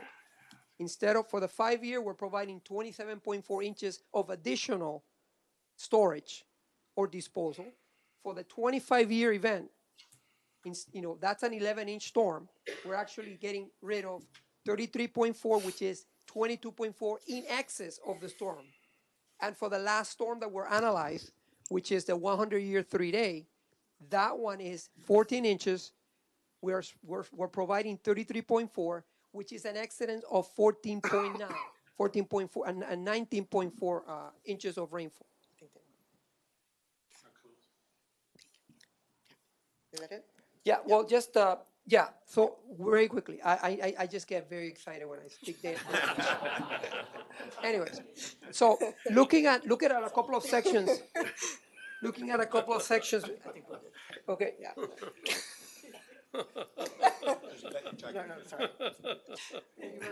No, I know, it's a long day. We should invite him to tomorrow. We're very passionate. We're invited tomorrow.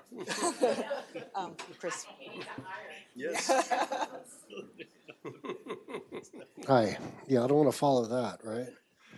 I'm Chris Counts. I'm lead design principal with Raymond Jungle's office. I'm just going to speak briefly about the landscape plan. So the site design that we're proposing is largely trees. It's a very informal, very natural feeling landscape. The trees are big. There's lots of them. We're promoting a strategy that embraces biodiversity, maximizes shade, reduces heat island effect. It's going to be very, as Jackie mentioned, very lush and very tropical. And very native, all salt tolerant. As we move down, this is a plan that's looking at the understory, and again, maximizing diversity, maximizes different types of plants that are good for promoting biodiversity with plants and animals. So that's very, very rich and thick all the way down, which creates beautiful spaces and places. The site design is a little bit different. It's evolved a bit since we shared it last. So previously we had a scheme that was showing two different pools. We've combined the pools into one central feature that's organized in a way that'll make the site feel much, much bigger than it is now. You know, it's not as big as Oceana, but it's going to feel very different. It has a circulation network that creates a series of different loops and easy ways to traverse the site. There's various different pockets that create different opportunities for program types, little decks, children's play, outdoor seating. There's a flexible lawn, a lap pool. There's a lot in this space, and it's meant to be very, very rich and exciting. And just really quickly, a couple of precedent images of the various different landscape types and ecologies that will be present in our design. And that's it, landscape. I'm going to try to get with the presentation. I'm going to just take over, Jackie, if that's okay. So these are just a quick series of improvements that we're doing. One of them is the easement, and obviously it's important that this easement gets buffered, gets landscaped. We're required to build an 8-foot wall between our property and Tidemark, but also and here kind of shows the existing condition, what the existing condition currently is, what we would be changing that existing condition, hopefully if we could build this. And we have all the landscaping kind of shown here.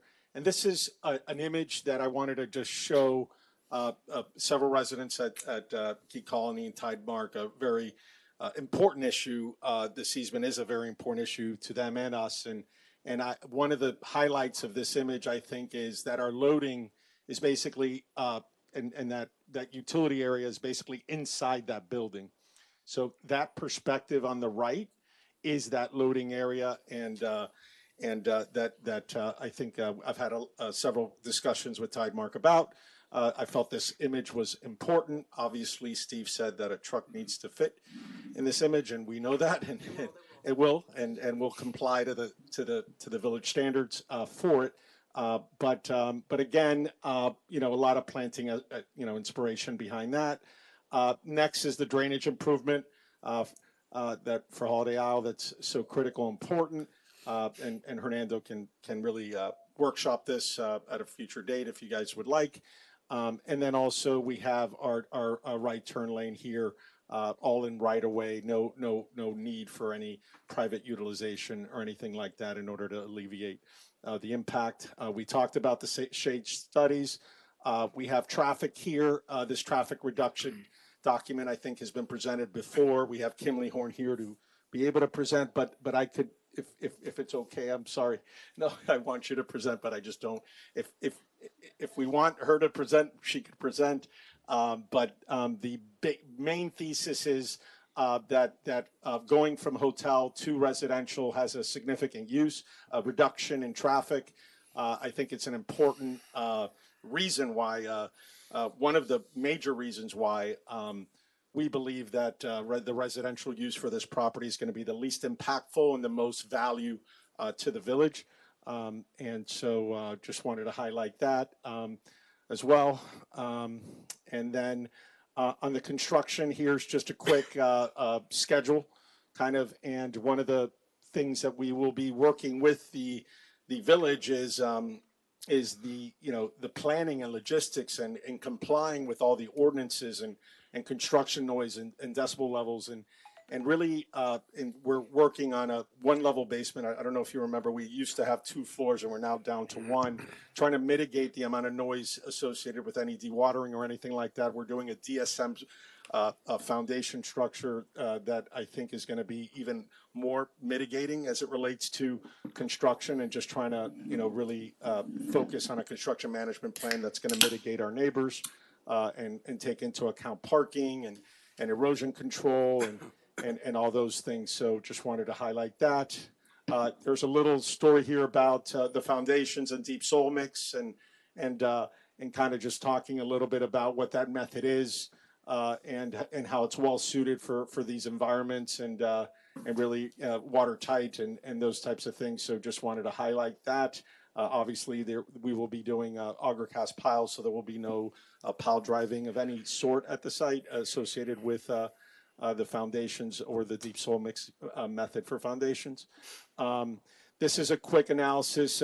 We had an economic impact report that just talked about the ad valorem increase over a 99-year period. Obviously, that has to get discounted at a net present value. So this is just a gross amount, guys.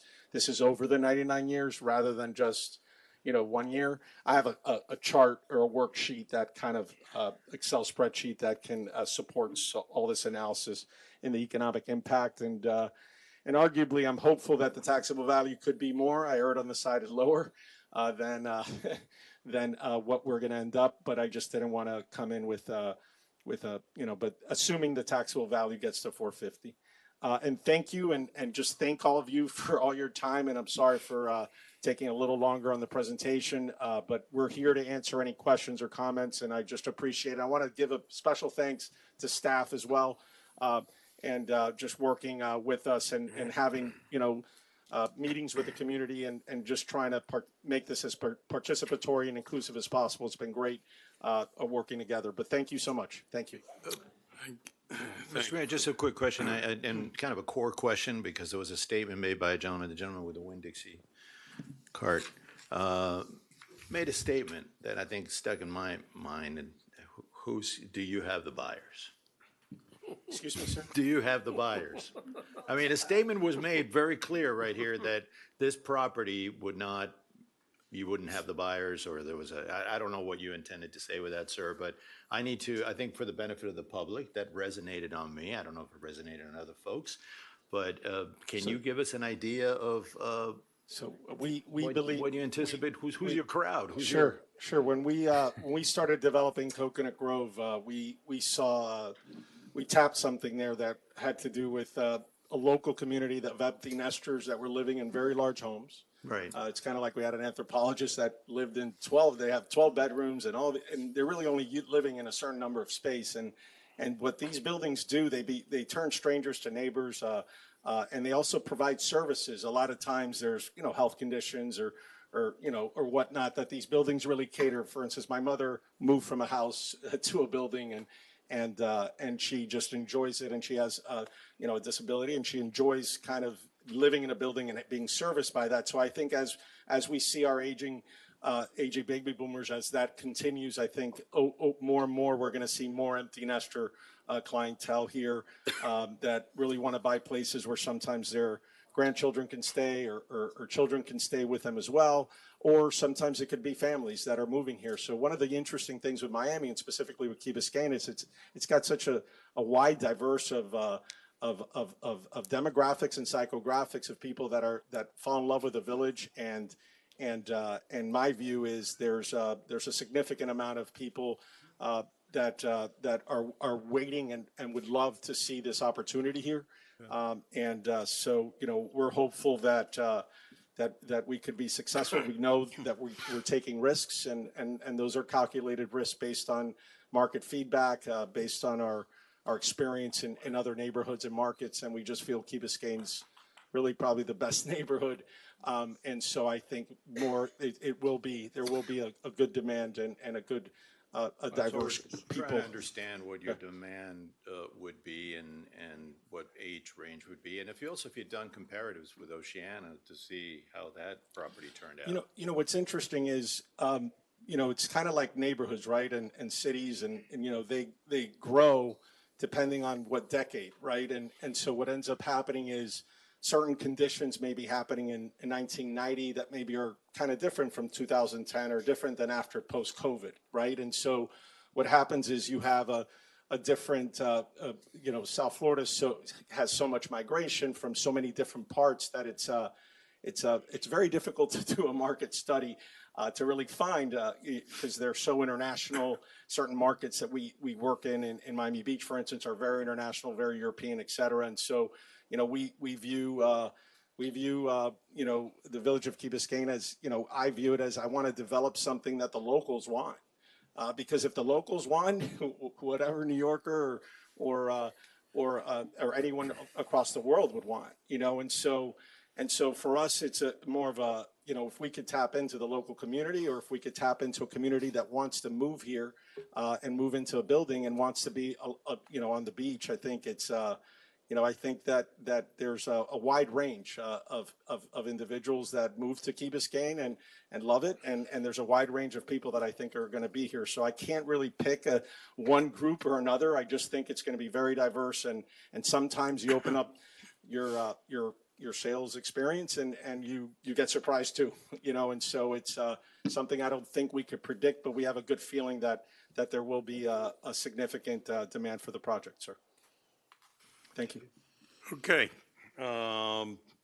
We've got 3 resolutions in front of us, and we need to let folks talk about those. It would be helpful to us when you come forward, if you know, you want to direct your comment to you know, the base flood elevation 5A or the 5B, which is specifically about the setback,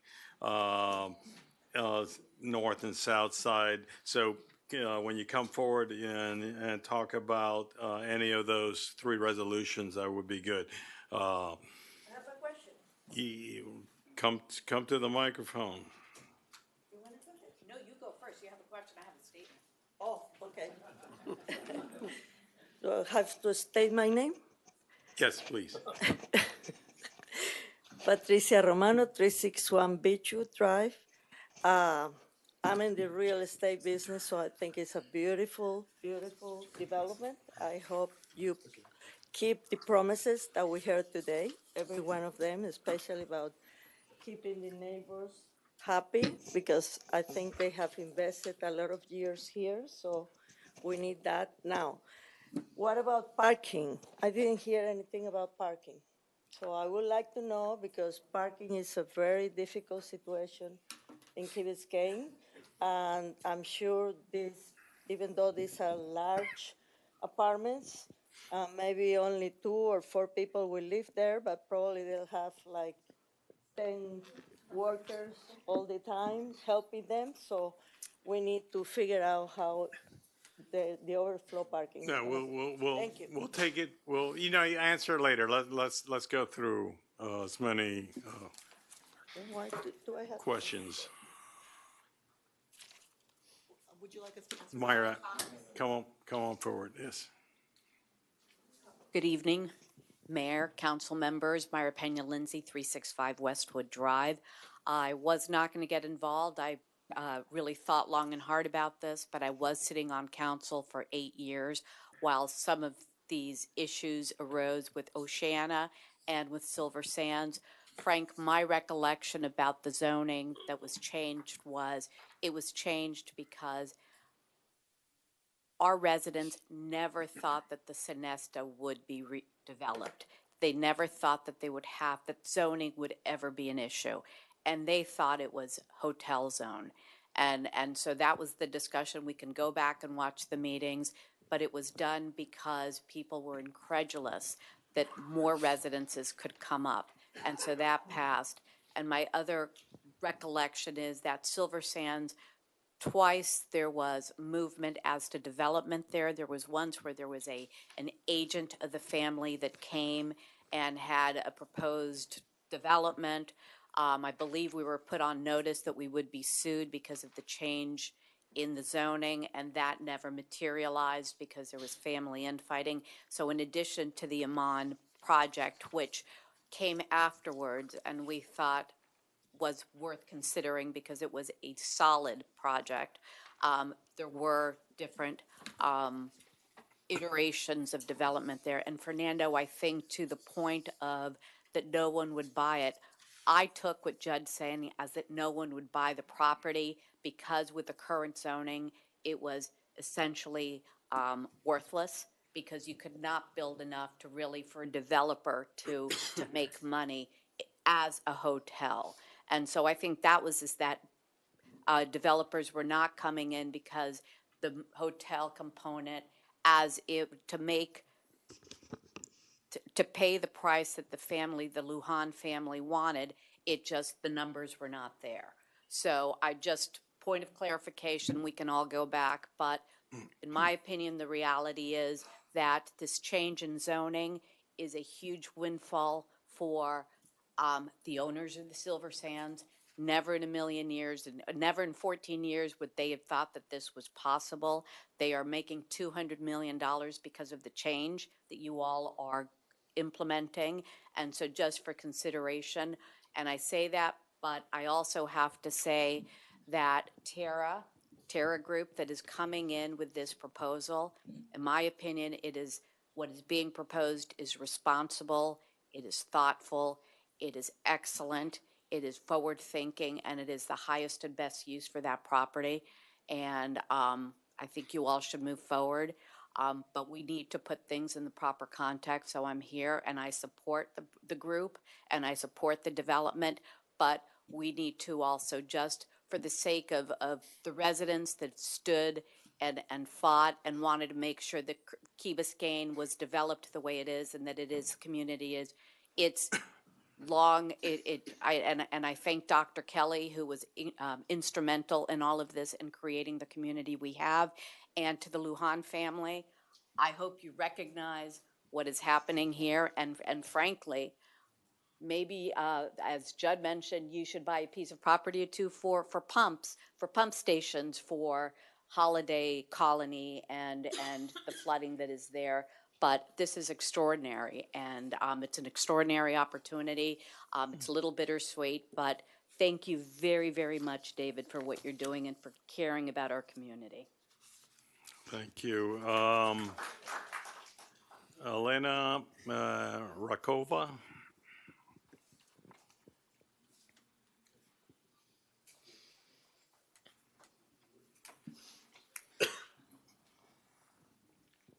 Good evening, everyone.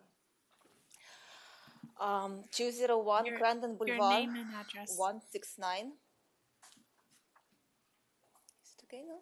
Okay. Well, I think sorry, did you say your name and address, Elena? I'm sorry. Elena Rakova, 201 Crandon Boulevard, 169. Thank you. I think it's a beautiful project, and I would like to thank the developer for listening to us, because we live in Key Colony in townhouses and will be most effective. It's a beautiful project, but it comes with a high price for Key Colony residents, all residents of Key Colony, and for the environment.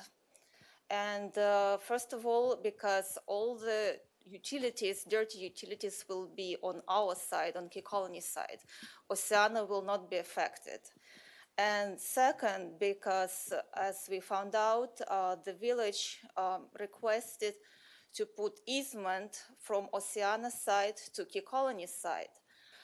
And it's going to disturb the environment, it's going to disturb the mangroves, turtle nests, and we don't see the point of doing that, to interfering with the nature. Even if you can try to put something to mitigate, it's not going to be the same. And we ask you to put stop to this easement. Thank you. Thank you.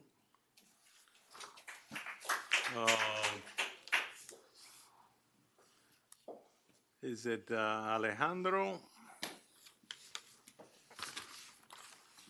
Zavalla?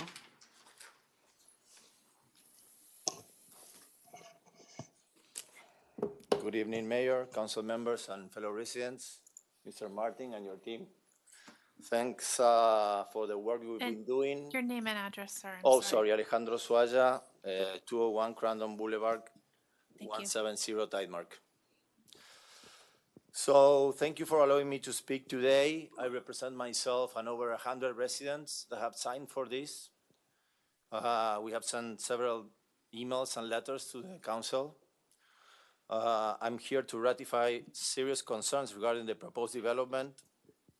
The project raises significant environmental, structural, and community concerns, but perhaps more alarming is the suspiciously fast approval process it seems to be undergoing. I mean, this is going to be a very long-term impact decisions. Why are we rushing, as the gentleman said before? And we at Key Colony, we are paying all the cost of this, direct cost. The rezoning affects Key Colony. The three-phase high affects Key Colony. You all know that the street in Key Colony already gets flooded with a regular rain. So just a regular rain, we are underwater. So maybe, Fernando, you can pipe our street to your system. We can be practical and do positive things for everyone. Then the width and the height and the volume that Mrs. McCormick has requested several times to see the differences, and we just saw it today. The project is beautiful. I said it many times, and I am pro-development. I want this to happen, but the volume is not right. I mean, take a look at the volume, and it's not right. I mean, maybe there's something in the middle that we can do to mitigate this. Maybe you can, Jackie, remove the 11-story building, but the volume is going to look strong. But anyway, maybe that needs to happen because we need development to go ahead. But on top of this, of Key Colony taking the price and the cost for all of this, we have to take the easement. And the city is proposing 100% of the maintenance now to come to our side too. So Oceana is free of everything. We get all the cost. The easement comes to our side. I did a scouting with an urban planner. The turnaround, Steve and Jeremy, that you need can be done on the Oceana side, for sure. And to do the easement on our side, you need to go across a 9-feet tall dune that is protecting us for surges and flooding. Are you going to cut across the dune? Are you going to cut across the turtle nesting? We have a very sensitive environmental here. It's not that doing a street and putting trucks. That's not the way we do things. So my concern is that 100% of the dirty side of the development comes to Key Colony. And on top of that, we receive the easement too. I think, Fernando, you've been great doing this, all the explanation on the drainage. I think we can all benefit from that, as I said before.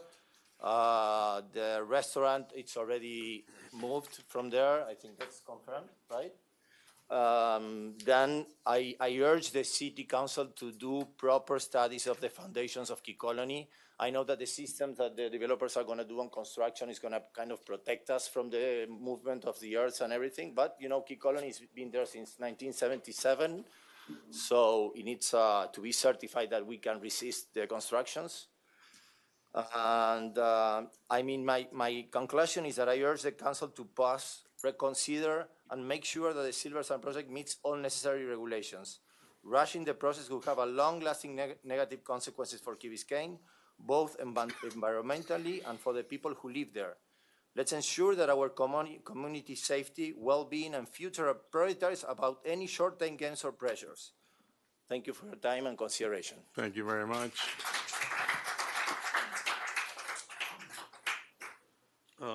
Diane Simon.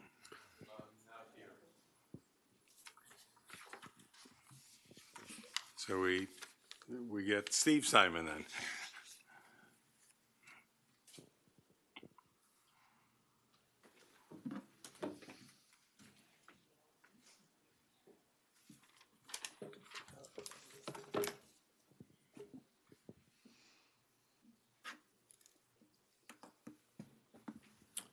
Steve Simon, 335 Harbor Lane. You've heard the argument for postponement. If you move forward tonight, I hope you will do so in a way that takes a historical step towards solving some of our community's long-standing unsolved problems and unmet needs, so many of which are tied into that four-letter word, L-A-N-D. That is why my focus is on the voluntary covenant, because if you do vote to approve, then the most important component of this deal, with implications village-wide and for years to come, will be the details of the voluntary covenant. For reference, back in 2010, in their voluntary covenant, the developer of Oceana donated $7 million for public recreation and open space, which was the seed money for the Land Acquisition Trust Fund. Tonight, in tab 4, there is a formula laying out how the proposed $6.3 million donation to the Land Acquisition Trust Fund is being calculated. That mathematical formula in the developer's letter is dependent upon accurate variables. One variable in the formula seems, at least anecdotally, quite low, and that is the number of occupants per unit, 2.3.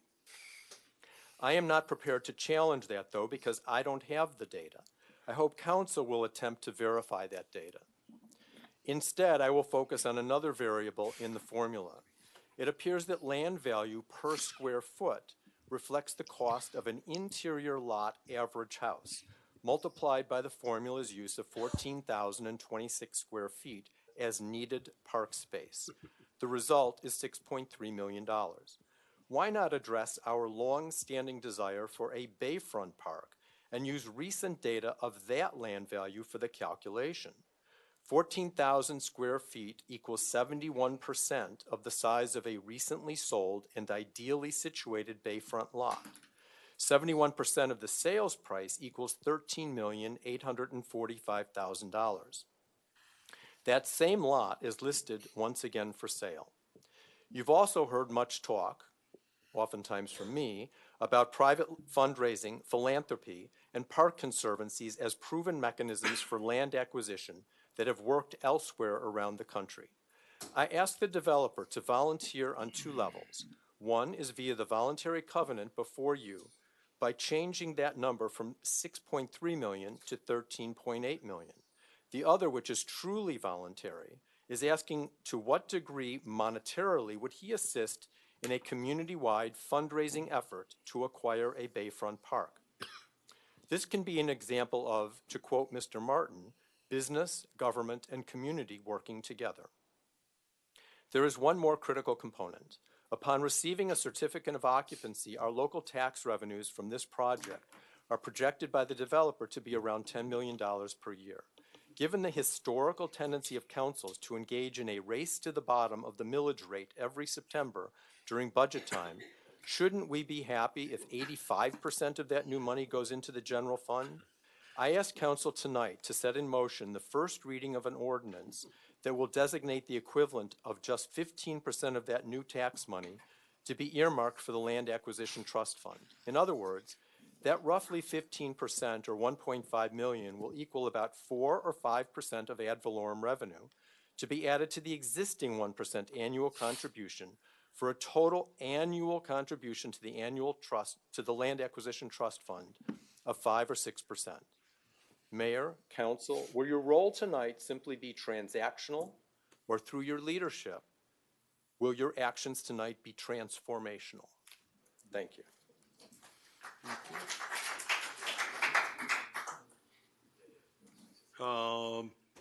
Judd Kurlanchik.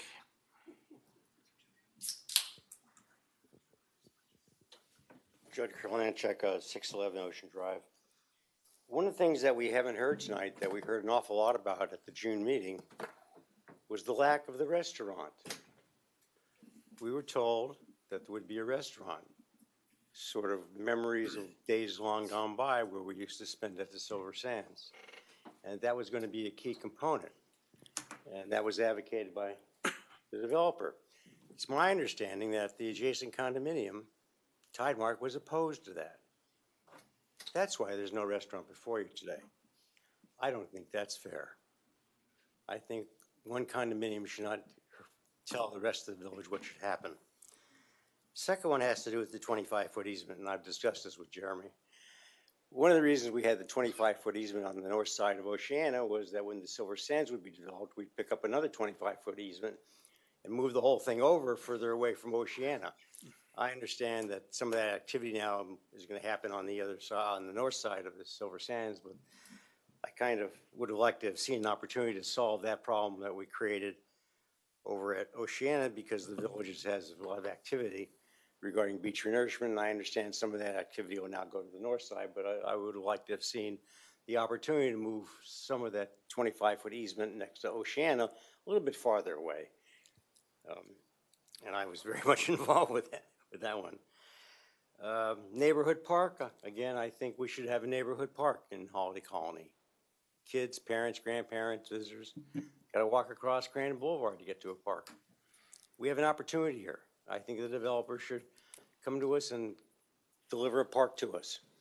Use some of this 13 or whatever, $14 million, reallocate it specifically for the neighborhood park based upon Steve's analysis, and there's certainly a rational nexus to that. Fifthly, that the 1% fee going to land acquisition from your annual budget would be increased based upon some of the parameters that Steve talked about. Again, I think I would ask you to continue the discussion, although that doesn't appear likely, so we can talk about that number. And then lastly, one of the reasons this project is being so favorably received by the community and by the council is because of Mr. Martin, who I've already commented on how positive a person he is to our community. Unfortunately, in the land development history of Miami, there's been a lot of projects that come and go. Some are very well presented as this one, particularly the drainage aspects of this one, which we thoroughly enjoyed. But sometimes these projects don't get built. They just don't get built for whatever reason. They certainly intend to build it. He won't be wasting his time here, but sometimes they don't get built. Unfortunately, that when you grant a variance, the variance is run with the land almost forever. This project can be sold to Timbuktu out of Forensic, Idaho, and they'll build the building, and you're not going to get the project you think you're getting. There's some very expensive amenities in this project. I doubt any condominium is going to keep them up. I hope they do, but I don't think they will. I think a condominium is going to take over this building, and you're not going to see everything that is well planned and thought out of, because that's what happens in condominiums. I'm speaking to you from a 30-year president of condominiums and what happens. So I'm going to suggest to you something that's a little bit radical. And I know that they want to build this building. They have every intention to build this building. But in the event that they don't build this building, I am asking you to make these variances and site plan review and any other approval you do personal to the applicant. That means if he sells the project to somebody, the variances don't run with the project. If we're so excited about this developer and the sincerity of this developer to build this project, then there shouldn't be any problem making these personal to him. This gives you a big, I don't know what the right word is. And it gives the developer a big opportunity to do this project. It makes it difficult to sell it to somebody else, not that they're going to flip it, because this gentleman doesn't flip projects. But in the event something should happen and he wants to flip the project, because you're going to add a huge value to this property, as we discussed before, and a huge value to the project. Because once a developer obtains his zoning approval, There's significant value to this project, and this project can be flipped. And I'm concerned about that. So I'm asking you to do something a little bit different than we've ever done before. I'm not even sure I've ever done this in my 42 years of being a planning and zoning director. But I talked to Chad about it. There's a way of doing this to make it personal to him. And I'm asking you to at least talk about it. Thank you very much. Thank you. Two. Real quick, okay? I'm referring to a restaurant on the Key Colony side. Yeah, yeah. Okay. Alejandro Soaza, 201 Crandon Boulevard, Tidemark 170. I was referring to the restaurant on the Key Colony side. If the restaurant goes on the original site where the restaurant used to be, it's fine. But everything on Key Colony side, that's what we're talking about, all right? Okay. Thank you. Thank you. Okay. Seeing no other speakers, I will close the public hearing. It would be proper if you want to address some of those issues before we turn it over to council. Yes, we are okay making a condition of any relocation of any restaurant to be relocated to the south side, not the north side. Just want to put that on the record. Number two, the parking, we have 56 units. We have 221 parking spaces. There's a lot of themes about whether a lot of parking is good for buildings or not, but we are providing a significant parking ratio, not quite at the 4 per unit, but almost there. And other than that, I don't know if I need to address anything else, but I will if the council would like me to. Thank you, sir. Thank you so much. Could we just ask Steve if he would address the easement, just for the peace of mind of residents of Tidemark, that this idea, and I understand why it would be very concerning, that we are shifting 100% of what we used to be at Oceana up there, that's not the case. Could you address that? Yes, certainly, Vice Mayor. So, as we know, access to our beach any way whatsoever is important to us, whether it's by foot or whether it's by vehicle. We face many issues with our beach. In fact, we just faced another issue with losing a good bit of sand over the last couple days. But we're looking for this easement to allow us to do regular maintenance and repair, sargassum removal, as well as periodic beach renourishment. We do not intend this to be the sole access, not at all, never intended to be a sole access. We have one south of Oceana, we will have one north of Oceana, and this would give us a third one, and we would rotate it accordingly. Can you explain, when we're removing sargassum, how much use are we typically using? I mean, we're talking about how many trucks, how many days, how much frequency? Yeah, we went back 36 months. We've done 596 loads of truck. It sounds like a lot, but that adds up to about 3.8 per week. Obviously, that's spread out for entire time. Sometimes we have higher than others, but generally speaking, we'll see about 7 or 8 vehicles move along that easement, along all 3 easements per week. And So another, sorry. go ahead. About 2 per easement, 2.2 per easement. Well, we usually don't use the southern one on Oceana because of the speed humps on East Heather, so primarily on the 2. 3.5. Okay.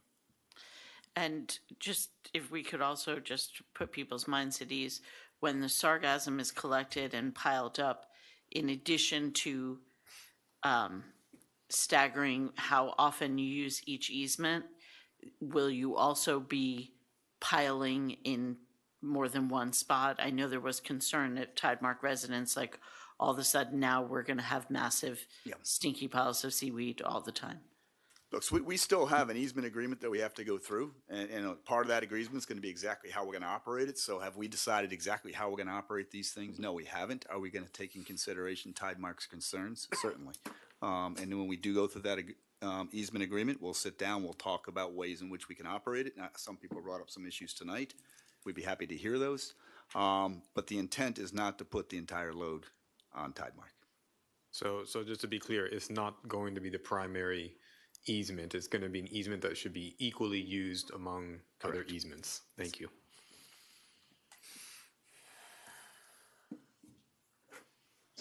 I had one other question just based on comments. Dr. Simon mentioned the value used for calculating the land value. How does that work?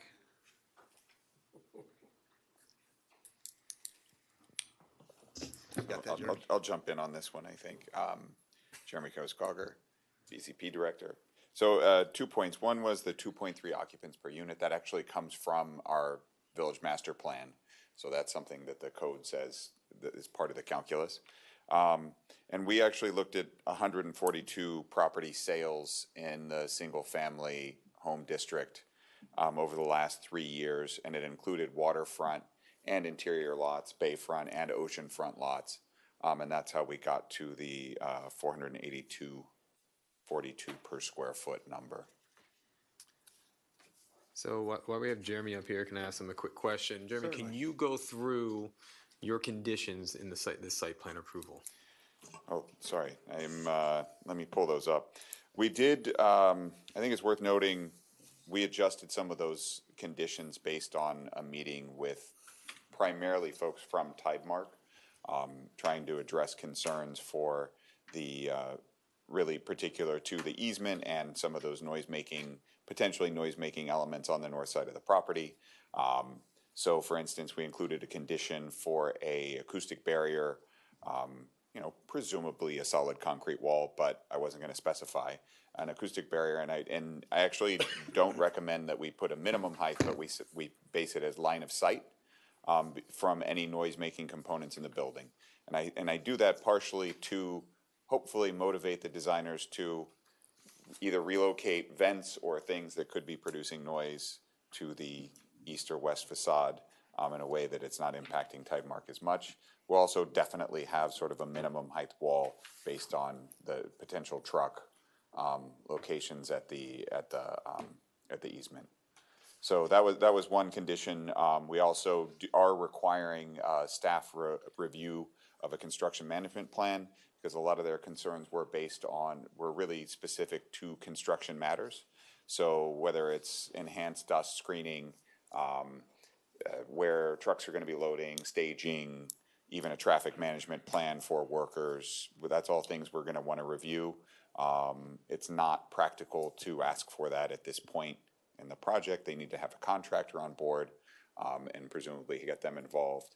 I was very happy to hear, and we will hold them accountable to it, for the, only auger cast pilings. I think any driven piles that cause significant vibration, while we didn't specify that as a condition before, that was going to be part of the construction management review, and we would have required additional monitoring for anything that we thought might cause vibration. I'd have to pull up additional conditions, so give me a moment to pull that document up. Does that include structural integrity on their side? So in regards to how the vibration is going to affect it? Yeah, if there was any vibration causing, like if they were using driven piles, we would need to be really closely monitoring that impact.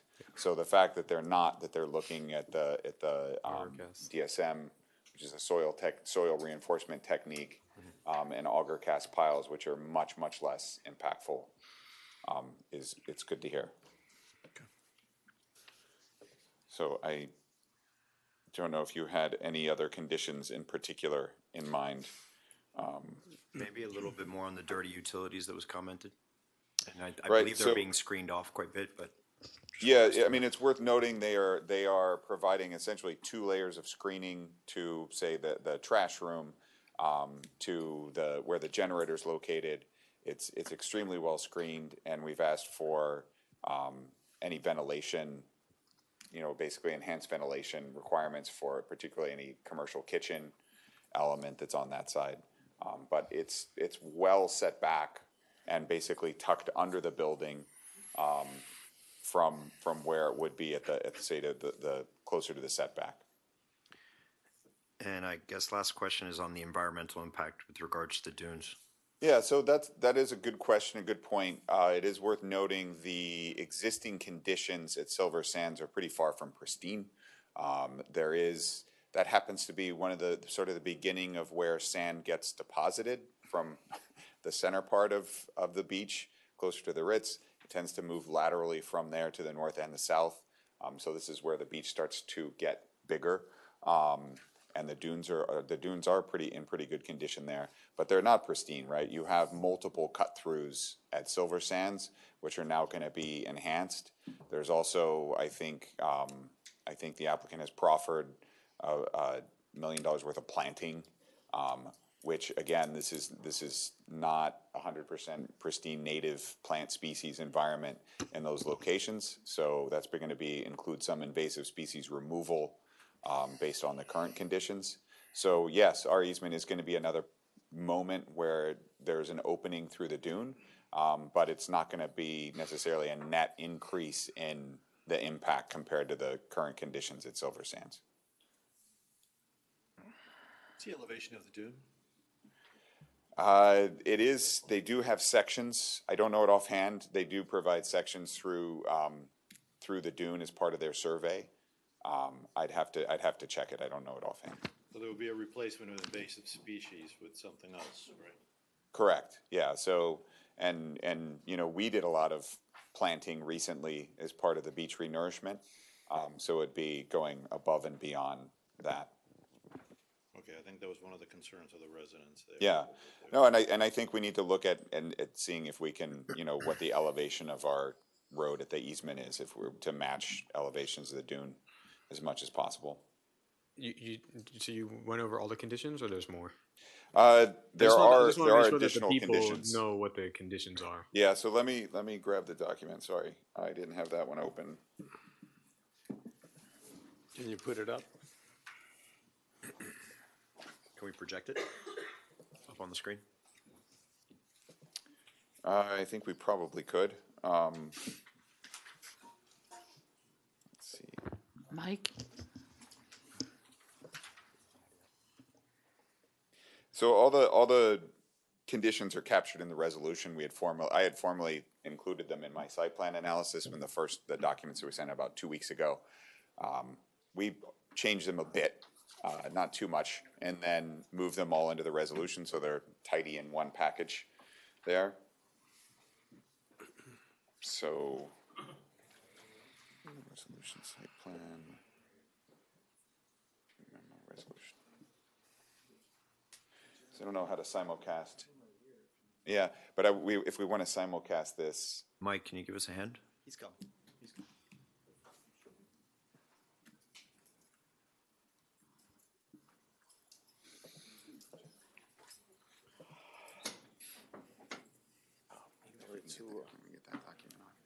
You have to email it to his computer.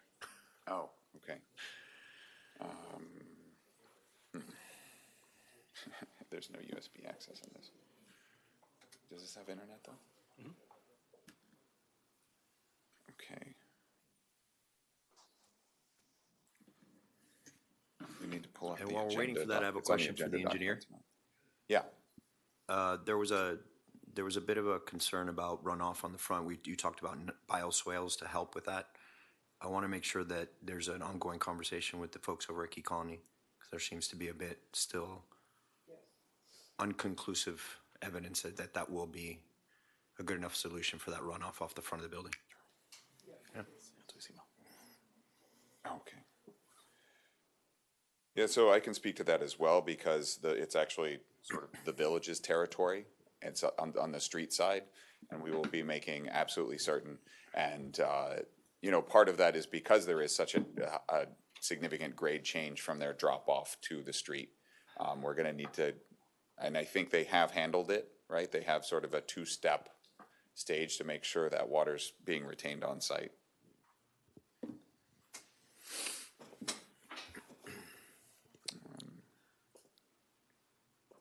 Sorry, just taking us a moment to get it where we can present on screen. It's okay, we get to see your emails. Yeah, just go to the agenda website if we can. And that's probably the fastest way to do it. just Google Village of Key Biscayne council meeting.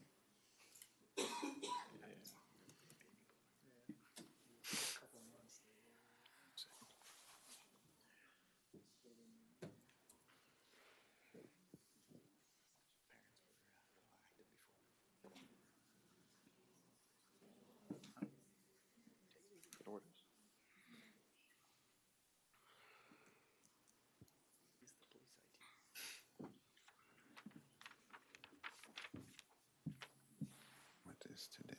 That is the 20th. Oh, that's the public notice.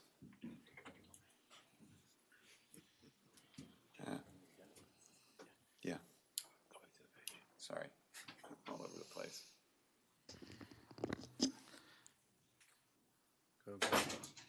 Go, yeah, exactly. Definitely need the website.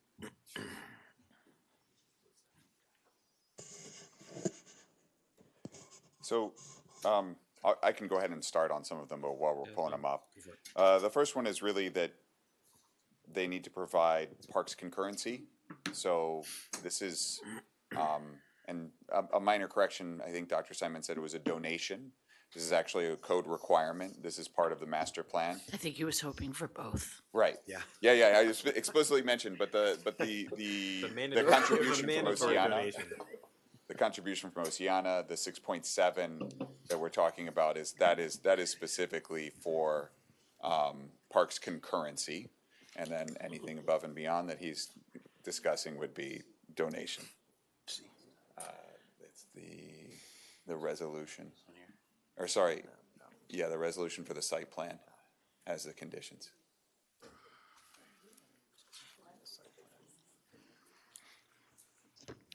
When we look at the website, maybe we could increase the ease of getting to these documents. Oh my God. True. So that's the first condition, right? And we list it as a condition, but it's in fact a code requirement and would be required no matter what. Yeah, that's it. Here we are. Yep. Thank you. Yeah, Okay, sorry, all we're set. two Continue. challenges there. One is getting it on the website. The other one was getting it on the right computer.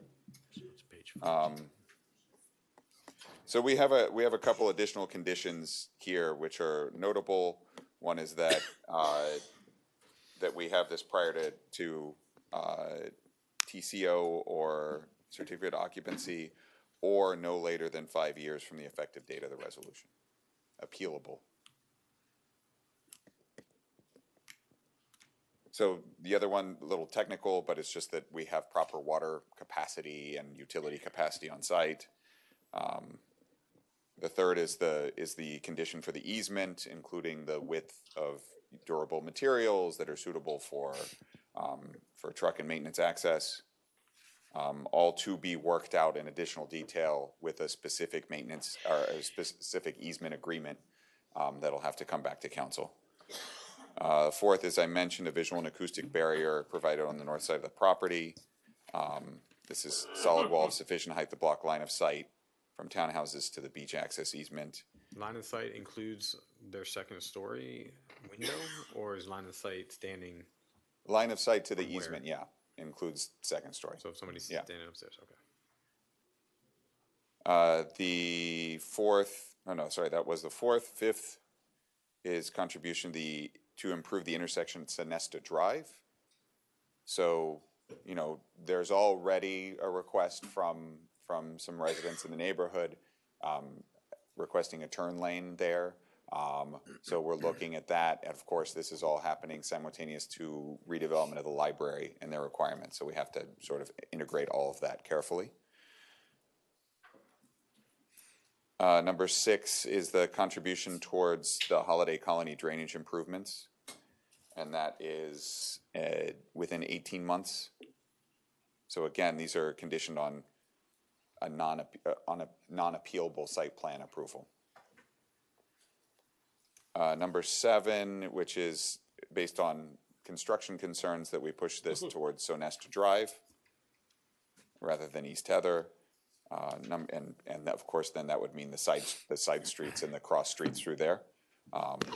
Number 8, as I mentioned, the construction management plan that will be reviewed and approved by staff. Number 9, that our current code actually only requires like a 42-inch fence for construction, or we should revisit this and just require a 6-foot fence everywhere. But because it doesn't in the current code, we said yes, please provide a 6-foot screened fence and enclosure. Number 10, of course, that this is subject to approval of the ordinance. Number 11, that I mentioned before, ventilation exhaust from property shall be designed to minimize impact to adjacent properties. So this is particularly to Tidemark, that they raise their concern.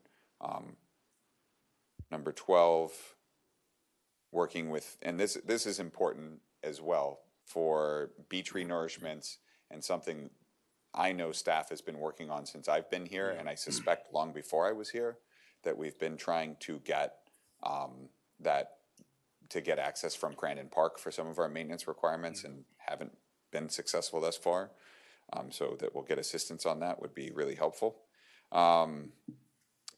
Number 13, just sort of a qualification that any modification due to compliance with other codes doesn't require a full site plan re-review.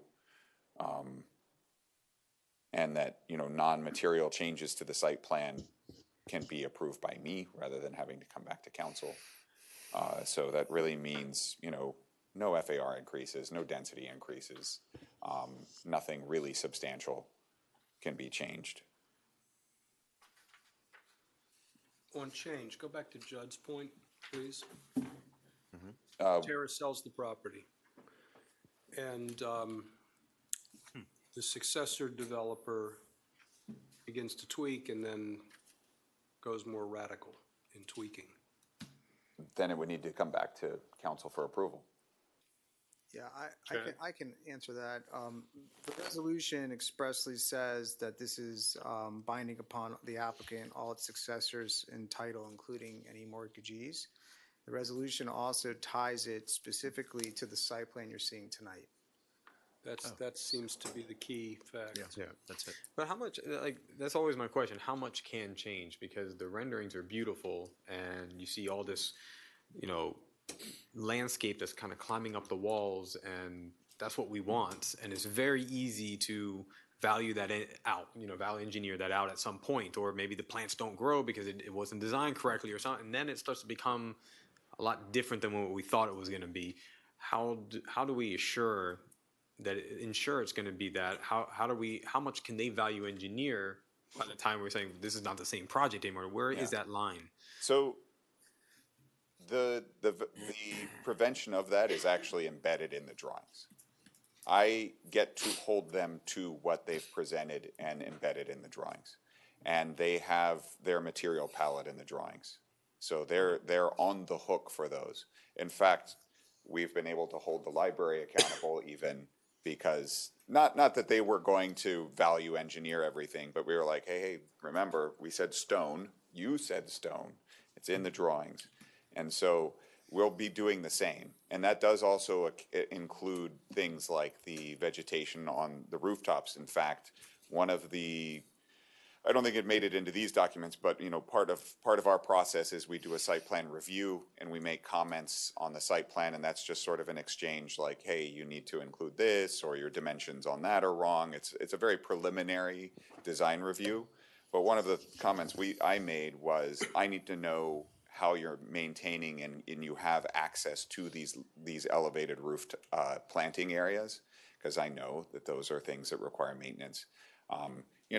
Will they be viable 10 years from now with the condo association? That's harder to account for and guarantee success for elevated planting. I mean, we can see that example at some of the properties and some of the elevated terraces in some of the Key Colony properties that, some of them still have planting, some of them not so much, because it comes down to individual unit owners in that case, in some cases. But in terms of materials, in terms of consistency with what's been presented, we actually do have quite a bit of power to hold them to it. Do those constraints extend to architecture? Yes. Yes. Because we're doing site plan. Yeah. Yeah, I mean, the site plan does include approval of the elevations, approval of that materials palette, approval of everything that's in that drawing package, which is actually, it's very reassuring that the amount of civil engineering detail is in there, because we can hold them accountable to those, that elevated capacity for drainage and those sorts of things. And even, you know, if the details change in the bioswales or some of those elements, that might be okay, but certainly the elevated level of water management on the front side of the building, we will absolutely hold them accountable to, and we can, because it's in the drawings. Can I ask also that you pay special attention to, not to touch on the nerve, but planting size and tree size? Yes. I bring that up not because of the discussions we've had here, but because I had a resident today talk about how disappointed they were in what the sort of the end product at St. Agnes, that in the drawings and when we approved that higher wall, that people felt it would be screened better with trees and so forth. And this particular resident doesn't feel that it is. So I just thought to mention, please make sure that it looks the way it looks in the pictures. Yeah, so there is a specific size commitment that they've made in the drawings. I can point to it and hold them accountable to, which includes, I believe, don't quote me on this because I'd have to check, I believe it includes 7 trees of 27 feet tall or more, which is, you know, just the installation of those trees will be a bit of an event. It might require some closing of streets, that sort of thing. They also have another, I believe, 8 trees of a minimum of 20 feet tall, 6-inch DBH, and it sort of goes down through there, and a truly exceptional planting palette. A really very, very diverse in terms of understory, different types of palms, different types of planting, and it's in the drawings, so they're on the hook. On the issue of the formula, can you and Steve address that?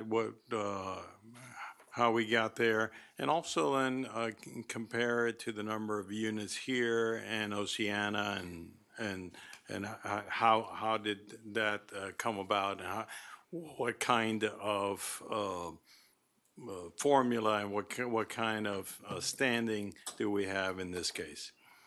So parks concurrency is basically what that means is you're adding residents. Those residents need park space, and you're responsible for making sure we can get that park space. And now in our case, as Dr. Simon said, LAND is a problem, but we've also been very, very creative in how we approach that through working with Crandon Park in the past. Working with St. Agnes for playing fields. There might be other similar opportunities, so it might not just be purchasing land. So that money can be more flexibly applied as long as we're improving parks capacity.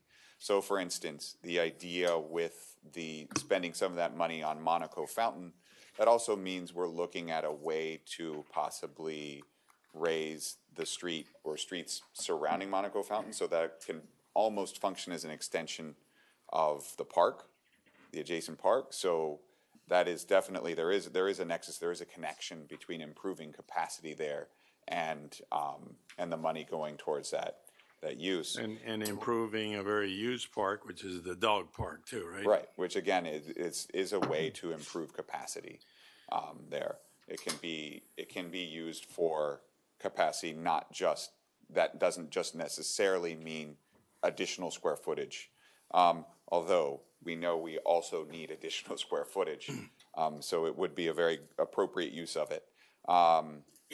So a number of those numbers in the formula actually are sort of dictated by code. Let me pull it up real quick. What about the land value calculation? Yeah, so we looked at, obviously 56 residential units, that comes from the application. 2.3 residents per unit number comes from our master plan, says that's the average. That equals to 128.8 residents.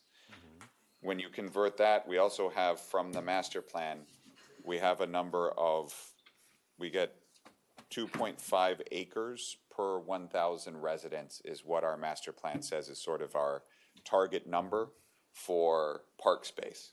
So 2.5 acres per 1,000 residents. When we calculate that times the 128.8 new residents, that's what generates 14,026 deficient square feet. And then that became the basis of our cost per square foot number. And there are a lot of ways to slice that, right? We could have just looked at the last waterfront sale, one last waterfront sale. I think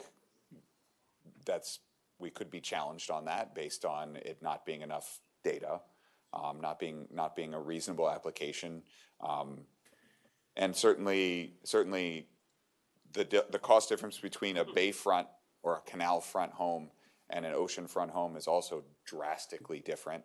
So we were trying to get to a reasonable number of data points that we had.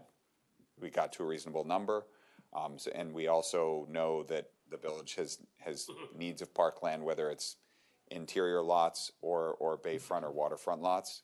So we made the decision to use 142 data points, which is where we got, and that is comprehensive. That was from the property appraiser website. That data is all publicly available data.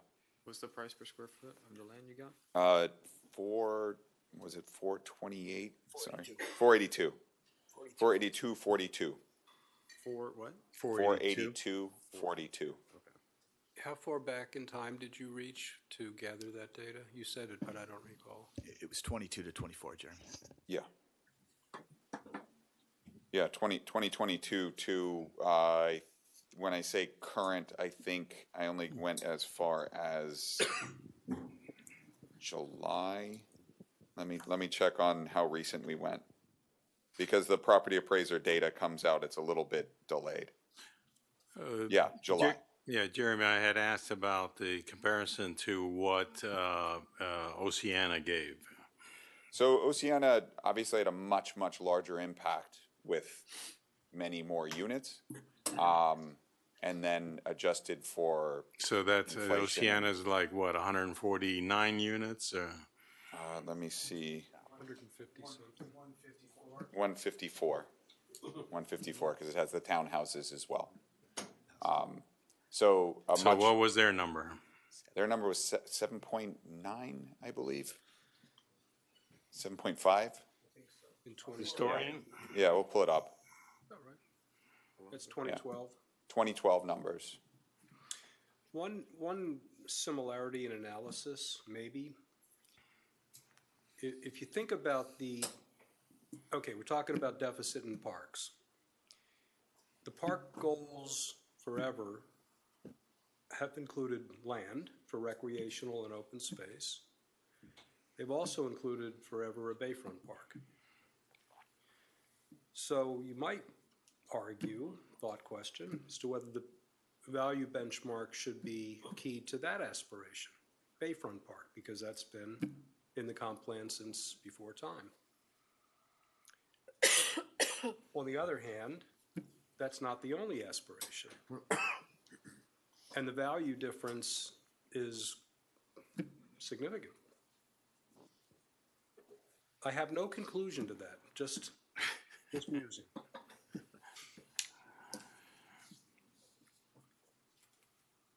Do you have a reaction? These are decisions. You're seeking reason, right? Reasonable. Yeah. You're seeking balance. Yeah, I mean, look, it's at the end of it, it is a policy decision when you're trying to decide which land to calculate, if you're going to exclude any interior land. I think it's a more reasonable approach to say, look, we might be using this to improve a field at an existing school. We might be using this to improve a field, maybe even in the city of Miami on Virginia Key. Or if there is a change in policy in Crandon Park. So, you know, these are all things that have been targeted and have been mentioned as part of the vision plan recently. And of course, the Bayfront Park features very heavily, has a really nice rendering of one in the vision plan as well. What's the cost of per square foot of a waterfront property right now? $745. $745. Yeah, I mean, if we take the same time frame of 2022 through current, it would be $683 based on 21 sales. Mayor, to answer your question with Oceana, there were two contributions. The total was actually $8.5 million. There was $7 million that was placed into the land trust for the acquisition of public recreation open space. And there was $1.5 million, which was specifically earmarked for the community center expansion. And I don't have the same So detailed it's formula breakdown. just to make sure everyone hears it, the comparison is 7 million for 150 some units, and here it's Well, no, it was $8.5 million total. It was 8.5. $7 million for parks and recreation generally for acquisition, and then $1.5 million for the community center. So $8.5 million total, and there was. so compared to what we're doing now is what? And there was 154 units in that one. So. And both of those numbers were for concurrency specifically? Or, because right now we're only talking about concurrency. Of course, there's other contributions and other funds. I don't think the community center contribution was for concurrency. I think it was for the community center. I would agree with that. I believe that the community center was just for it was for the community center. So I suppose if you take the 6.3 or whatever it is that we're talking about here and compare it to Oceana, and compare the unit size and the impact, there's other elements in this covenant as well, as there was with respect to Oceana too. I suppose you might also conclude with respect to the idea of a neighborhood park in Holiday Colony that that's up to us. Correct. And it's 6.72 because it's the cash portion, call it cash, plus the contribution for Monaco Fountain and What makes this conversation about Bayfront versus interior generic more pointed is the fact that that property that we've targeted for all these years is on the market right now. It's almost a $2.8 million difference in land value. What does that have to do with what they contribute? I just said that. Situation. I just said that. We're just having a conversation. Okay, let's do the business we're here to do. So, Well, if there's going to be a motion order, I think we would need to table these items and go back to the ordinance. motion to table these items. Second. Moved and seconded. All in favor? Aye. Okay. And we can bring the ordinance off the table. Mayor, last point on this, and we're going to go right to the ordinance. The same point that it's up to us applies, I think, to increasing the contribution amount to the Land Acquisition Trust Fund. That's our decision. That's our policy decision. Okay. On the ordinance, Madam Clerk. I need a first and a second Move. to take it off the table. Thank It's you. off the table. All those in favor? Yeah. Aye. Opposed? Motion carries. Ordinance, Mr. Attorney. There was a motion, and a second on the ordinance. It's before you. Right, so we need to have a roll call. Correct. Right. Madam Clerk, call the roll. Councilmember Kaplan. Yes. Councilmember London. Yes. Vice Mayor McCormick. Yes. Councilmember Moss. Yes. Councilmember Sardinius. Yes. Councilmember Vasquez. Yes. Mayor Roscoe. Yes. The ordinance is adopted on second reading. Okay, let's take the first variance and I think we You need to take it off the table. Sorry. Second. All those in favor? Aye. Opposed? Motion carries. okay. So the first variance is the base flood elevation variance. Resolution, will somebody put it on the table here? Second. It's already on the, well, we Moving already- second now, it's probably before us, discussion on this resolution on the base flood. Seems Any questions? I think we covered this the first time. This to me seems like Seems right. easy. Okay. It's gonna happen soon enough. This building's gonna be here, probably start construction after the change is even made, if not soon after. So for me, this one's an easy one. A quick question, do we anticipate further changes on the base flood elevation? No further, nothing we anticipate in 2 or 3 years from now? So I think Any importantly, FEMA modifications? we might get the FEMA maps in time for construction, and Okay. we might hear something from HUD that trickles to FEMA and trickles to recommendations for local ordinance changes. I think importantly, this elevation change accounts for all of those. And Fair they'll enough. still be in the clear. So there's two things that we're approving here. We're approving the first floor being higher than the BFE, but we're also approving that they have the measurement The from extra feet. that in order to get the 3 extra feet, correct? Yeah, they get the measurement from that. The The 150-foot building will starts still be at that 150 feet. elevated. Yeah, it'll still be elevated 150 portion, feet. yeah. I'm not gonna vote against this. I'm fine with it, but I don't agree when we go into further policy. Obviously, I won't be here, but I don't agree that a lot of the commercial buildings, again, need to be measured from moving the base up. And but in this case, since it's 150 feet, we're talking about 3 feet is so minor. But I just wanted to put that on the record that, you who are staying up here, keep that in consideration because, yeah, I know you. And your point last time about the floor to ceiling height. Yeah. It can always be 20 feet adjusted. instead of 17. It does not have to be. Yes, people can build within the heights. Okay, on the resolution before you, all those in favor say aye? Aye.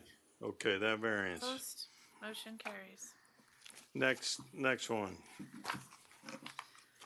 So the You next, want to put it on the, yeah, the next variance is the north and side setback variance, which is the triangle dimension going from 63 degrees to 79 degrees. It's already been moved and seconded. been moved and seconded, now items properly before us, discussion? This one also, I'm glad the presentation you gave because I wanted to vote against this until I saw the presentation and obviously you guys are not going to give up FAR. No developer is going to do that. So if we don't allow it, it does make a larger footprint. It's going to hinder more views, and obviously the look of it looked a lot larger than what I was expecting. Frank, I was going to ask you two questions. One, Oceana ended up having this variance. I could not figure out how that variance came about. I think you may be the only one that may know, because I know you were sitting up there. I thought about that today, I just don't recall. And what's the intent of having it at, what is it, 75 degrees, 65? I don't even remember what it is right now, the requirement. 79 is the requirement? What's the intent of that? Is it just to make the buildings, if you go taller, they get skinnier or tear us up? I never understood what that. Memory, it was not design, it was not FAR, it was purely the look of the building. Okay, and then the last question. Let him take a shot at that. So actually might be the only other person that can participate in answering this because I was on the design team for that building at the time. I was a young architect, landscape architect at Architectonica on the project. I wasn't the main person working on it, but I did work on it a bit. And partly it was because of the additional 10 feet all the way down to the ground on the overall building. So the overall massing was a bit narrower. And then I think that in light of the two easements and having some additional setback from those at the ground level was part of the persuasive So you're argument. saying what you guys encroached at the top, you took away from the bottom in order to get it Correct. vertical? Yeah. All right, and then the last question I have, is that 79-degree side setback, is that only to the HR district? Do we have that for any of the other properties along the waterfront, It's in on the the ocean RM, side? it's in the RM30 district. It is in the RM30 district? Yeah. Because that's the only thing that does worry me. Every time we open these things up, I mean, that was the first thing that David said to us, well, we want to do it because they did it. Now we have 2 properties, then there's going to be a third, and it's just going to keep going down the line. We have to make a decision. Do we just want to change the code? Are we okay with it? Or is there an intent to keep these buildings farther away from each other so we don't look like Sunny Isles where you have a building just next to the building and you just end up getting a wall? I think the former, I think we want to look at this, because the conversation we had last week was singular and unique because of the point about not affecting anybody else because of the location. But anywhere else on the island, that doesn't exist. Yes. Are you done? No. Yeah, go ahead. I think it's funny that you came in wanting to vote no, as did I. The presentation, though, however, I expected when Steve told me, well, you're going to get to see what it looks like, and you're probably not going to like it. I didn't like the way it looked with the finishes and the materials, but I didn't think that the change in the footprint was, to me, not more, it was less negative than what I see when I look at the top, and I'll explain why. And I have all these notes, and I wanted to start with, I think this is a beautiful building and a lovely project, and I have been very impressed with the outreach in the community, and I didn't intend to start so negatively, but I had to jump off what Brett was saying. So when I think of the key, I think not only of how things look when you're at the ground level, but I think a lot of having a lot of sort of open sky. And when I walk out of my house, especially at night, I have all original height Mackles like across the street from me. And when I look up, I see unbelievable sky and I see unbelievable stars, and it just feels really open. And when we go out and walk the dog at night, it is one of the really special things about living on the Key.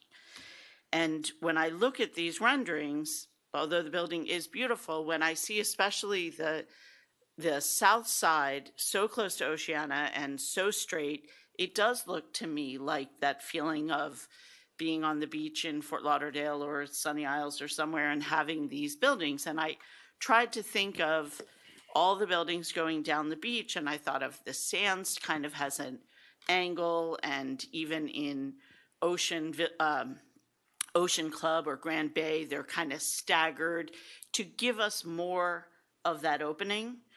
And for me, I have a real problem with this because of wanting to see more of open sky and feeling like this code was written for a reason, and that we do try to stagger things in. And I do feel that I think variances are a big deal to me. I think we have a code for a reason. I think we should be designing to our code and not, assuming we'll just get what someone else has. But so for me, I have every belief that even with the other footprint, this building will be equally as beautiful and that you guys will work the same magic. But for me, I need to see that stepping in as it gets bigger. Right. Makes sense. I appreciate what you say. I actually agree with it. But I was perplexed by how to respond ultimately to this at our first encounter with the design. When I saw the comparison drawing, and thank you for doing that, it doesn't look to me like it's a significant difference in place. And the alternative that you presented earlier seems worse, as you suggested. It seems that way to me. And so that's, although I agree with you, sometimes it's least bad alternative, and I think this might be that for me.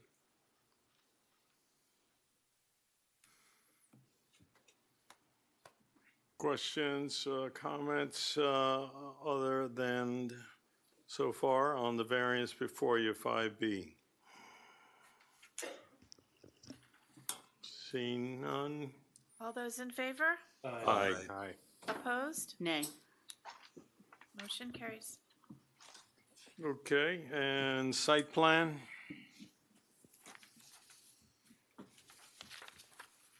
This is for 5C. All those in, are you speaking? All those in favor? Wait. Do we pull it off Yeah, the? yeah. I'll move it to put it back on the We table. wanted to move it and put it, yes. I'll second that. You had already. Oh, we did them all? Three resolutions. Got it. on Okay. the- So we have to have discussion. Back on the table. On the totality of the site plan. Questions, comments? Quick, for the drainage, I didn't get to this. I have two things. One, for the drainage, the wall barrier that you guys are gonna put in, we're gonna make sure that that's waterproofed so that any percolation going into there, does not seep at all into the neighboring property. The other one, that I had a question is on the driveway, because we talked about the rain garden in the front. The driveway actually comes down, you have water rushing down the driveway. How are we making sure at that base of the driveway, we're not running out into the street? How are we keeping that on the property? That was my same question. Good job. I think it's a trench. Yeah. It's in. Yeah, Is it what trench we're- drain there? Yeah, or- what we're doing is, we have a series of trench drains Mhm. along the driveway, along the incline. So we're subtracting that water up to very close to the ground, where we no longer want to do that because we don't want to impact our drainage system and its capacity. Okay. So we'll be intersecting it. And that's a Okay. further understanding that Key Colony was requesting, so if you guys can just connect with them. Yes.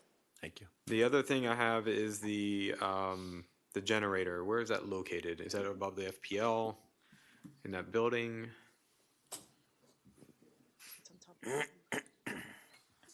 Yeah, it's gonna be on the second roof. We have, the lower roof is gonna have a generator, and we have, in the garage, we have some as well. And is that located close to which side? Is that the north side of the property, Key The north. Colony side? The north. Because we all know that, And by the generators, way, we're still in schematics, but we'll that's fine. definitely, It can move. Yeah. All right, so I just wanted to ensure that, generators are very, very loud. They have to run them every once in a while, once a month or whatever for maintenance and things. I just want to make sure that's not, directed in any way, the exhaust, the noise going towards 100%. Key Colony, if you have it on that side, or Oceana, if you have it on that side, ways that you guys can control that sound and, we're very much aware of the conditions of the sound, exhaust, and, Okay. we're gonna be working closely with staff on that one. So I don't have all the engineering, but we're aware of it. okay, thank you. Councilmember Moss, do you want to include the water barrier aspect within the condition that we Yeah, have right now? that would be great to make sure it's waterproof. Is that amenable to everyone? Sure. Yes. Yes.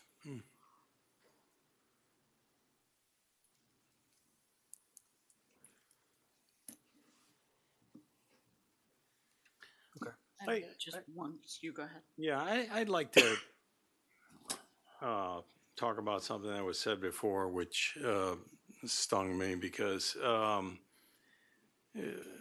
one of the reasons why we're looking at this is that we have an owner who has the ability to sell his property. This is what we do in the United States of America. And having that ability presented an issue to us. And what was that issue? That issue was there's a buyer who doesn't want to do a hotel.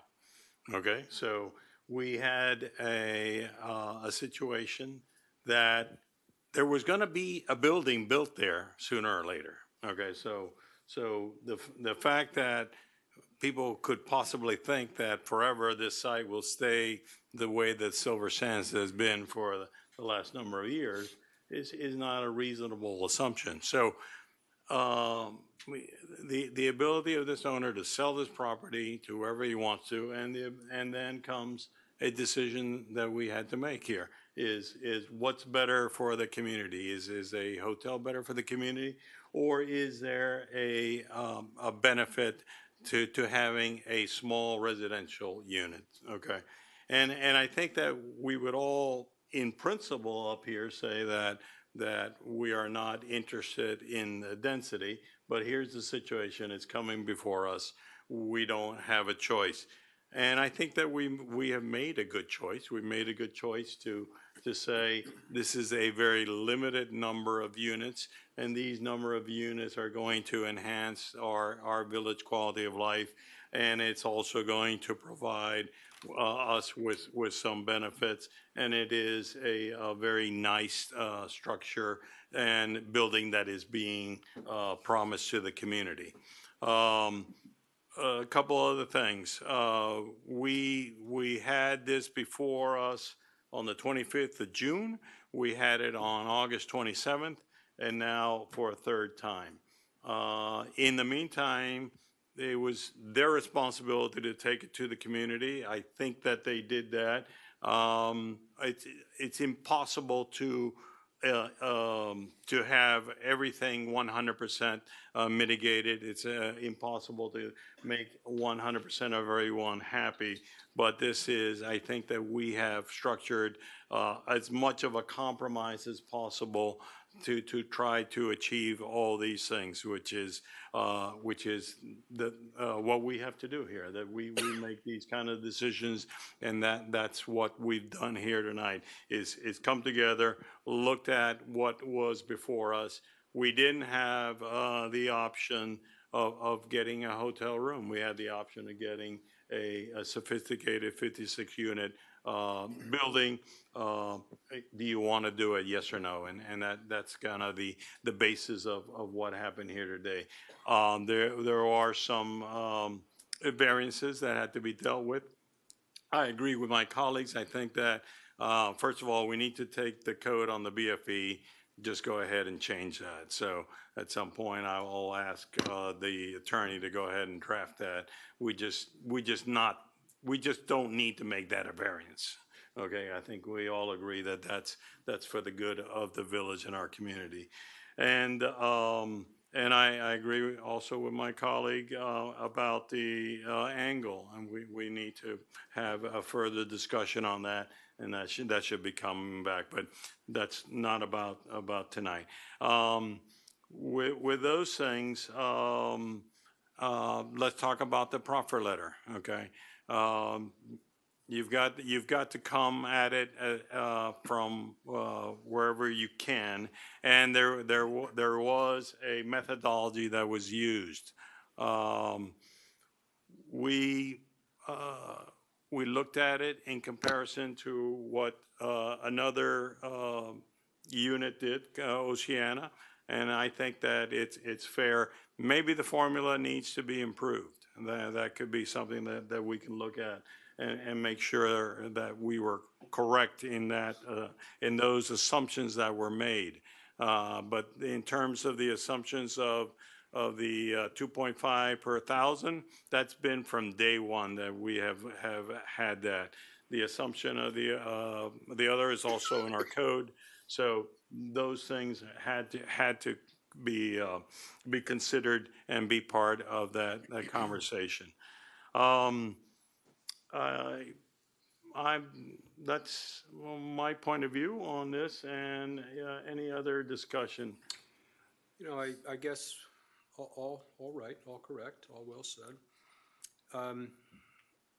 We have several responsibilities that are simultaneous, I think. One is to administer our laws in accordance with law, and the law includes deference in respect to property rights. And another responsibility is to use our best wits and judgment and knowledge to make the best decisions we can for the betterment of the community. The retrospective on how the 2012 ordinance came about notwithstanding, no question, people then and now are dismayed with being overbuilt and all the impacts of development. It seems to me to be, we speak about sometimes getting lucky. The developer, I think, was amenable to self-limiting this project, maybe more restrictively than would have been allowable. That's good. And at the bottom of all of this analysis You think about every other contingency that might come about now or in the future, including if this doesn't go ahead and it's sold, what's coming next, and the state law that we fret about all the time. I think it's a good project. We should support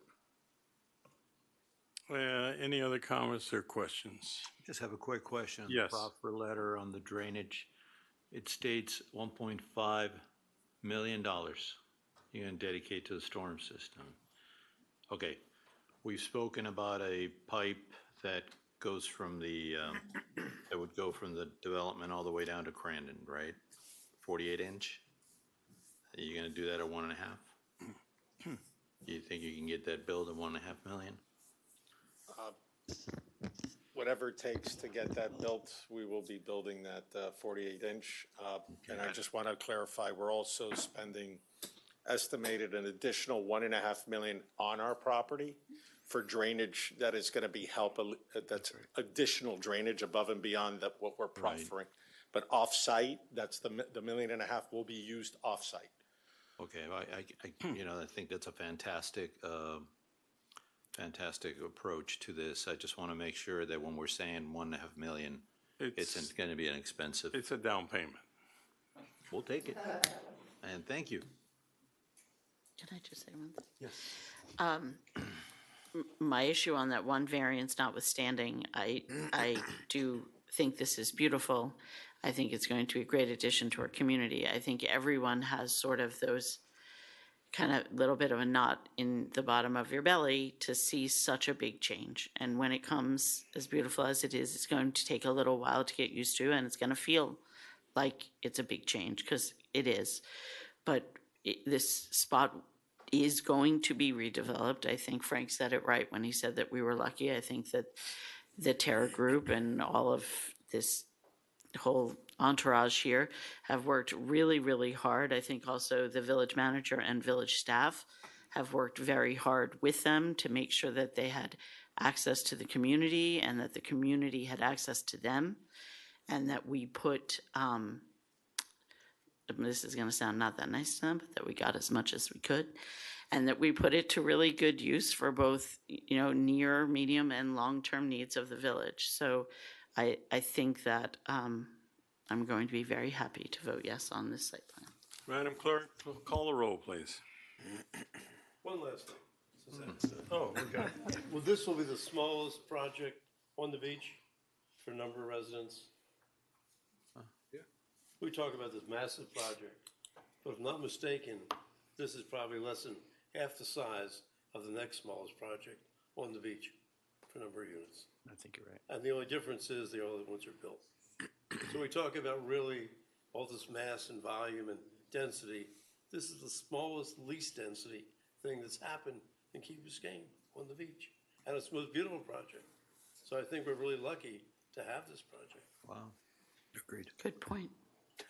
I'm amazed. Madam Clerk. Councilmember Moss? Yes. Councilmember Sardinius? Yes. Councilmember Vasquez? Yes. Mayor Roscoe? Yes. Councilmember Kaplan? Yes. Councilmember London? Yes. Vice Mayor McCormick? Yes. Motion carries. Mr. Attorney, we got anything else? Your business is done. For the good of the order, all those in favor of adjourning? Aye. Aye. We're adjourned.